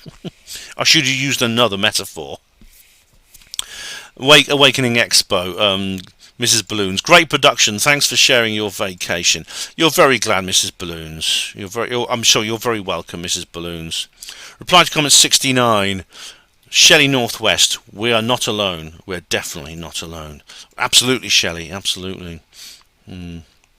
Awakening Neil Peel. So, Ben, if you made a video about the ancient Stone Age people, if you or I made a video about ancient Stone Age people who cracked open skulls or bored holes in them to release evil spirits with their recipients actually surviving after the procedure, YouTube would possibly take it down because it did not agree with the WHO. Yes. Believe it or not, I think that's their position. I really do think that's what they think. And Steve Mumbling said, "Oh yeah, this is only 23 minutes ago, or 23 minutes after I started doing this video, or last refreshed this page. Is that what happened to you, Neil?" Yeah. Neil, there's another Neil now, says on Awakening, brilliant video, Ben, very descriptive and an amazing story. Thank you very much, Neil, much appreciated. Barney's Den says on Awakening, Ben's yawn count for this reportage, 87. Hey, he's the first one to get the number in. Awakening. Jones Aspinall gives me a thumbs up. Thanks, Jones. Much appreciated. A thumbs up and a fist in the air. Thanks a lot. In the air. Awakening Expo. Donna. Donna Wellham says on Awakening Expo. Ben, how much was the Wolflands DVD? I think it was £12. That was on Paul Sinclair's stall, wasn't it? I think it was on there. Awakening Donna Wellham says, it's a great event that me and Mal went to last one. Think that's where we met each other. I recognise you off YouTube links and appreciated having a photo with you. Oh, Donna, is that right? Oh, yeah, Donna. You did post it on Facebook. I remember, yes. I know who you are, yeah. Exapol, this is, Awakening Expo. Tessa says, we're all Don Quixote, resisting the current Inquisition. Conspiracy theorists of radio, podcast, websites, postings, along with Donald Trump, Robert Kennedy Jr., and any other person who tilts at windmills. Don Quixote may have died, but his influence on Aldonza, Dulcinea, and others who dream the impossible dreams still continue. I love that song. It's a lovely song. The human spirit will always thrive. Cervantes was a prisoner of the past Inquisition. All those J6, Georgia, accused, Maui, Greece, Canada, etc., who've been indicted and imprisoned or devastated are all Cervantes for the 21st century. Tessa, that's an excellent comment. Thank you, very well done. You know, we laugh at people like Don Quixote. In fact, calling someone a Don Quixote is almost like... It's almost like you're laughing at them because they're naive and unrealistic, without knowing there's people like that who change the world, because it's the normal people, the people who fit into line. When people do that, that's when nothing changes. So yeah, excellent comment, Tessa, excellent. Awakening. Snarnock. I enjoyed the video, Ben. Thanks, Snarnock. You're very welcome. I'm glad you did. And Snarnock, so the last comment now on Awakening. Interesting that you took your toothbrush and no toothpaste. You could have bought some fluoride-free toothpaste from that vendor you were speaking to. I could have done, Snarlock. It was just literally just to cut down stuff, because I'm travelling by foot. I'm getting lifts, but I'm walking a lot with everything I take with me. I have to carry on in my rucksack. I just try to cut down on as many things I don't need, and toothpaste is one of those. For the short time I'm away, I can brush my teeth without toothpaste. But yeah, I could have done. But that's the BitChute. That is the YouTube comments finished. So we're going to go over to BitChute. So I'm going to start this time by going through all the uploads since the last comments reply video. So 81. There's going to be lots of alt-tech comments on this video. No comments. That's a start. Awake and aware, and there's going to be lots of comments on the ones that were banned. I can tell you that. No comments. Renusham. No comments. Oppenheimer. No comments. Right, video ban 6. There's going to be loads on this. Ban 6. Nonny Raven says, I know who Nonny Raven is. Nice singing, Ben, but lay off criticising the cat videos, lol. Alright. Nonny Raven, I'm not going to tell people who you are, but you can introduce yourself if you want. They will be familiar with your YouTube name. The Crafty Nihilist says they're ramping it up again. Aren't they just? Aren't they bloody just, Crafty? Yeah. And we have Anton McNamara says here, YouTube are walking a fine line between rigorous censorship of the truth about the C word and pushing a lot of people to walk away permanently with red strikes. Yeah, I think they're actively trying to retain mass audience of people they consider to be broadly conservative or right-wing, and need to keep a mix of creators who appeal to this audience. This might be because they sense the C word is waning, and as an issue they want to ensure their platform still dominates discussion on more current issues like UFO disclosure and all the inevitable bipartisan mudslinging in next year's US election. That's, I'd never thought about that before, Anton, but that's possible, yeah. I mean, I don't know if this C word is waning, because there's this new variant that's just come out, and the government have brought forward their V word program, a couple of months early, the winter V words they give people for flu and C word. It could be their see, the fact that they only gave me I've got one red strike, then I had a yellow strike which expired, and then 5 days later I got another yellow strike. It could be, you know, they don't want to give me, because of course, as you said, 2 yellow strikes, I get a 2-week ban. 3 yellow strikes and I lose my channel. So maybe they're trying to help me out. Maybe they're not trying to help me out for my benefit. Maybe it is for theirs. Maybe they consider me acceptable, counter propositional voice. Now, I don't like that idea. That makes me very uncomfortable. I don't want to be what today's YouTube considers an acceptable counter-propositional voice. I want to be somebody who is a true counter-propositional voice. So maybe I need to do some work on that. But thanks anyway for those comments, guys. Thank you everyone actually who has followed me to Alt Tech and is commenting on my Alt Tech videos. Time could come when the comments reply videos might be this and nothing else. Nonny Ravens says here,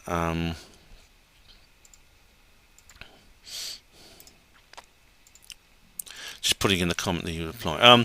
The twins were acting weird well before they got to the service station, so I would consider the service station to be a bit of a red herring. Yeah, I think so too, Nonny, after looking into it some more and visiting the service station too. I suggest they were either under the influence of some drug and had mental health issues, or the drug they had taken induced some kind of psychotic paranoid episode.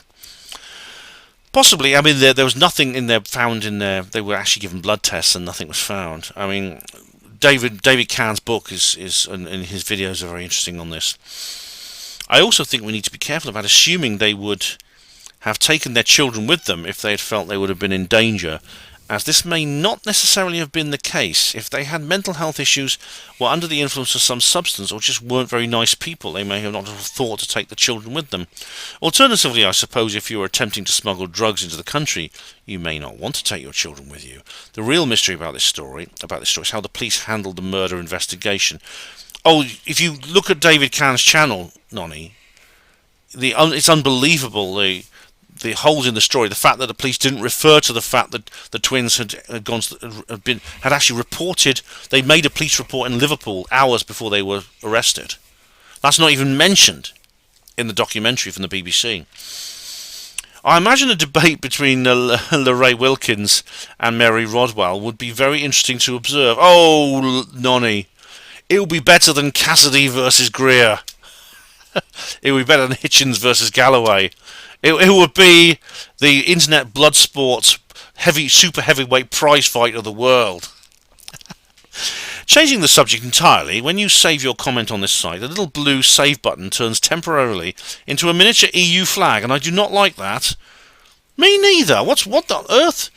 What on earth is BitChute doing, having the gender study professor's apron anywhere on it? So, Nonny, I hadn't noticed that myself, but that's very annoying. I'll check and see if that happens. Nonny says here, first, I always think of the Awakenings conference as the glamorous conference. Nonny, it's the only one in the country, actually, I would say, is the equivalent of the big American conferences, which I hope to go to at some point. Okay, I'm just going to go through the notifications now. Okay, here we go. I can see my own comments on them. Just scroll. I'm just scrolling now through this, just to see comments on other videos. This is how I check for comments that were posted on videos before I uploaded the last few, the last batch, the last cycle.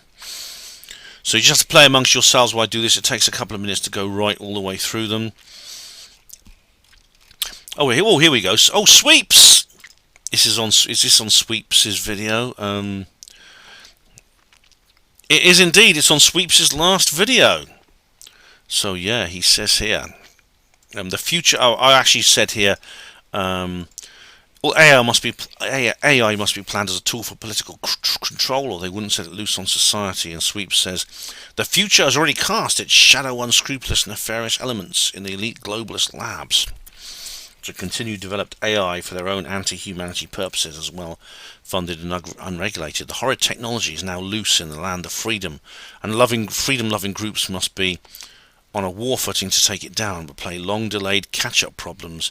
AI will even turn on its developers, no matter who they are. Well, some good AI would be nice, Sweeps. I just realised that's actually not my video, it's yours. Oh, sorry. I've gone and put the reply to comments thing on your video.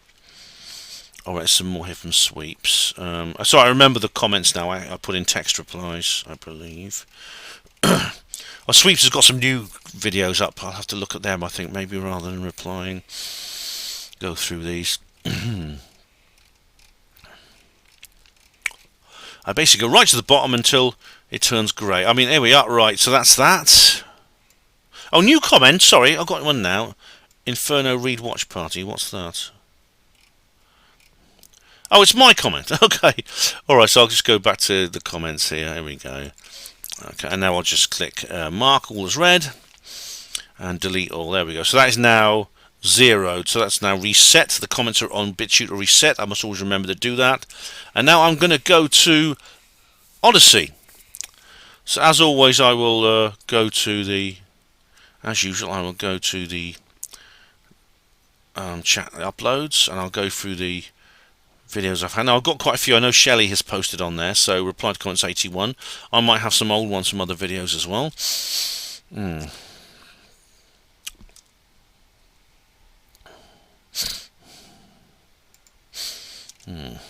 Okay. Oh, no comments. Conspiracies, government cover-ups. Come on. Okay, right. Awaken Aware 2023.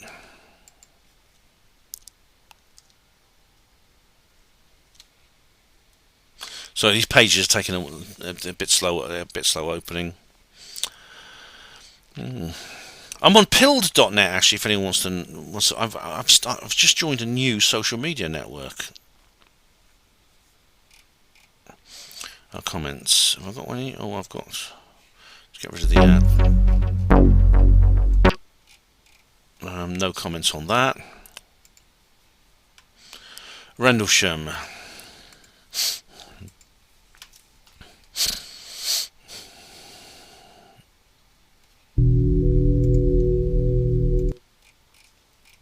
No comments on that.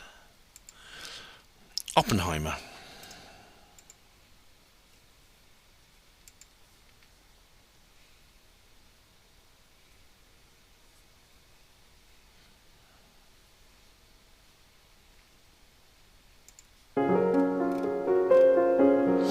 No comments. Now this is interesting. On my list of on my uploads list, there's I actually revised an old video. It's Dr. Alice Howarth on You Know What, and I only had, all I did was change the title. And I always do this when I have a video banned. I actually put in brackets "banned on YouTube," and it's shot to the top of my list, so that's okay. I'll just check to see if there are any comments on it, because maybe putting it at the top of my list has given comments, or the fact I publicised it on the video. Yeah. I've got one comment. The Lost Form says, they've existed since the 1930s from my current understanding. Oh, at least. Lost Form. I mean, the thing with the subject of this video goes back more than before conventional treatment. And now a video ban 6.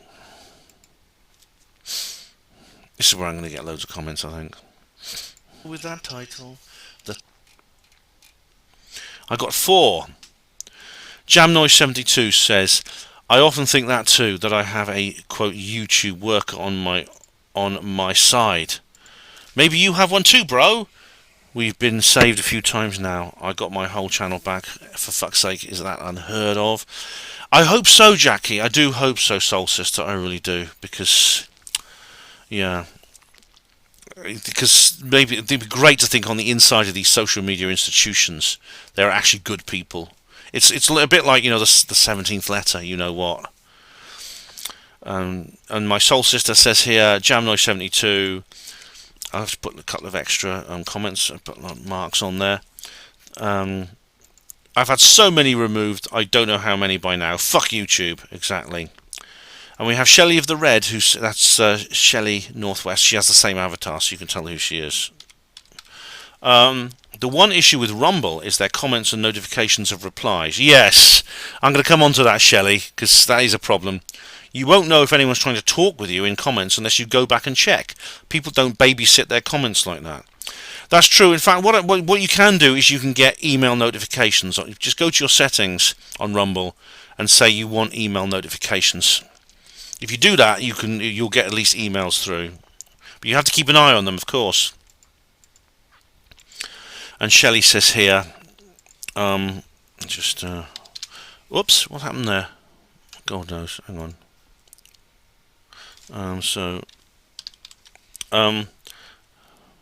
Most concerning, even if you're backed up, you've been up for a decade and have so much there. Most people are being treated like this stream on Rumble now. They just leave their current vids on YouTube and then post a video to YouTube to notify people they're going live on Rumble, not here. Well, I do that sometimes, Shelley. I do that. Well, I haven't actually gone live on Rumble yet. I should do. I should actually do a live stream on Alt Tech at some point. But I do post. I do post notifications on YouTube to any videos I want to upload that I think are too hot for YouTube. Not BitChute. They still don't stream and have terrible search. Many people have trouble getting on Telegram. Right, yeah, BitChute's still not perfect. They've improved a lot. I mean, Ray's, I think, done a good job considering the scale of his operation. But I think, Shelley, I think they do need probably to bring that feature in as well. I know Odyssey and Rumble do, so why not BitChute? As for Telegram, I mean, there's a guy like Millennial Woes. He now does nothing except stream live on Telegram. But I've never tried on streaming on Telegram, never. Okay, so we now have Awakening Expo 2023. What does that say? Right. Comments. 3 comments. I hope your other followers know to find you here and whatnot. Yes, she adds, YouTube is so out of control. Yes, Shelley. All I can do is let them know. I can tell them where I am, and hopefully they'll come and find me here. You know, Stefan Molyneux, when he got kicked off YouTube. He went to his Alt Tech, and he was always lamenting. You know, only 10% of my subs on YouTube ever sort of came over here. It's only one extra video. It's only one extra website. Come on, guys. The fact of the matter is, I think a lot of his subs, the subs were probably just bots and things like that, and moribund accounts. The people who matter will do it. Put it that way. So if you go onto Alt Tech and you're confined to Alt Tech only because you lose your mainstream social media, you know that the people who follow you over will be less in quantity, higher in quality. Dark Corners says, I'm watching on Odyssey because fuck YouTube. Oh, good for you, Dark Corners. Yes. I'll just put in some. I have to put in extra characters at the end of my comments, otherwise, because you put the same comment on the video twice, they accuse you of spamming. When it's only a notification for the comments reply. So yeah, good for you, Dark Corners. Otherworld Journeys. It's Ellis. It's good old El. How you doing, Ellis? Nice to see you, mate. He's, of course, over here on YouTube. He says, really good video, Ben. Thanks, mate. Lovely to experience the atmosphere and see a few faces I've not seen for a long time. Oh, Alice, it's a shame you weren't there, mate. You'd have loved it. Okay, so now we're going to go over to Odyssey comments. Now, as you know, I found a way of dealing with the, what's the word? Dealing with the, the time horizon. The time horizon of YouTube, which, of course, is always a bit of a problem. The time horizon, which meaning there's only 10 days of comments if you have it on general comments. If you have it on general notifications, but you can actually select here. You can select all others, followers, comments, replies, and new content. If you select comments, they go back. Oh, they go back how long? 1 month. They go back a month. So that's a lot better. So let's see. I think I've actually caught up with them all. Yes, I've caught up with all my. There's no unexpected Odyssey comments on old uploads. So I can now say that's Odyssey done and go over to Rumble. Rumble. Who belabored? Let's have a look. Okay, I'm going to do the usual. Go through the uploads, and then I know for a fact I have an old video with a Rumble comment on an old video. I know the reason I know that is because I get email notifications. Right, applied to comments 81. Nul point. Awaken Aware Conference 2023. Nul point. Right. Rendlesham Forest Non-Human Tour. Null point. Oh, null point again. Oh, goodness me. My Rumble channel is starting to sound like Turkey at the Eurovision Song Contest. Oppenheimer film review. Null point. Okay, banned video 6. So video banned 6. No comments. And finally, Awakening Expo. No comments. Okay, not a problem, because I know for a fact that I have some Rumble comments. And let me just find them. And the reason notifications from Rumble. Here we go. Right. Currently subscribed. Alright, Paul Metcalf on previous. Right, here we go. It's the Apollo Detectives 12 Steve Mumbling special. So, this is an old one. This is an old video with old Stevie. And we have here Paul Metcalf, who says here, I actually put a text comment in, but he said here, oh, I've got to have to put loads of characters in, oh, sorry. There we go. I was recently shadow banned on BitChute. It's so good. It's good to see Apollo Detectives are here on Rumble. And I said underneath, thanks for commenting here. Is BitChute shadow banning? Are you sure it wasn't BitChute? I thought you might have made a mistake and he might have meant YouTube. He says here, no. About a week ago, BitChute crippled my ability to communicate. I cannot post comments or rate posts on all channels, including my own. They're doing the old censorship thing, which started on YouTube after they were taken over by Google. Well, yeah. I mean, if that is what they're doing, that's true. But Paul, I've got to ask you, what did you do? Did you put something illegal on there? I mean, it's because BitChute will come down on you if you actually post illegal material. I mean, no disrespect, but I have to ask you that question. Is that what happened? Okay, so now we go to let's have a look. Any more on that? There's no more on that video. Okay, so now I'll go back to comments here. Rumble. And there's Paul Metcalf's earlier comments. Let's keep going back. It's the 14th of August, so I've got to go back to. Jordan Sather, Basis Project, Stone Faith Patriot, Not My Rabbit Hole. Oh, it's Terry. It's Terry Joyce. Oh, it's on her channel. It was on her channel. No, I won't read that out. Tulsi Gabbard, Greg Hunter, Project Camelot, Podcast of the Lotus Eaters. Because I did comment on Terry Joyce's Rumble video. Yeah.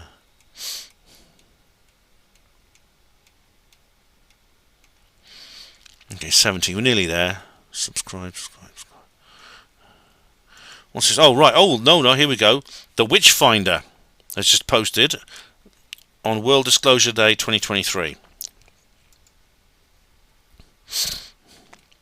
Oh, it's deleted. Deleted their comment. Oh, right. Oh, dear. That's a shame. But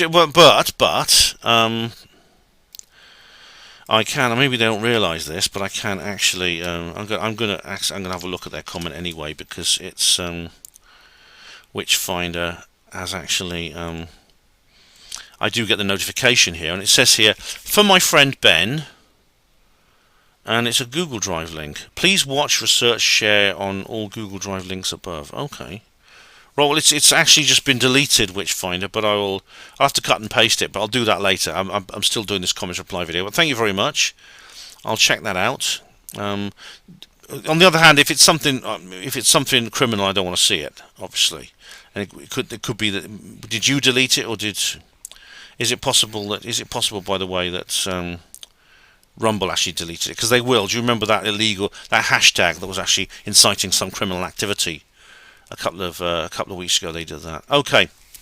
So now I'm going to go back to channels, my channel. I'm going to go through notifications. These are notifications that have happened since I started filming this video, so they will not appear on my channel page as it would be. So let's have a look here. Right, as it would be. So we'll go back here down. Oh, we've got quite a few here. Okay, we got. Now these are notifications for videos, and then we say Snarnock, who says here, enjoy the video, Ben. Okay, no, that's all right. I've already replied to that. Snarnock said here, interesting. All right, so that's the toothbrush comment. Right. And Sorenable an hour ago replied here. And yours will be uploaded to the upload comment. Yours will be...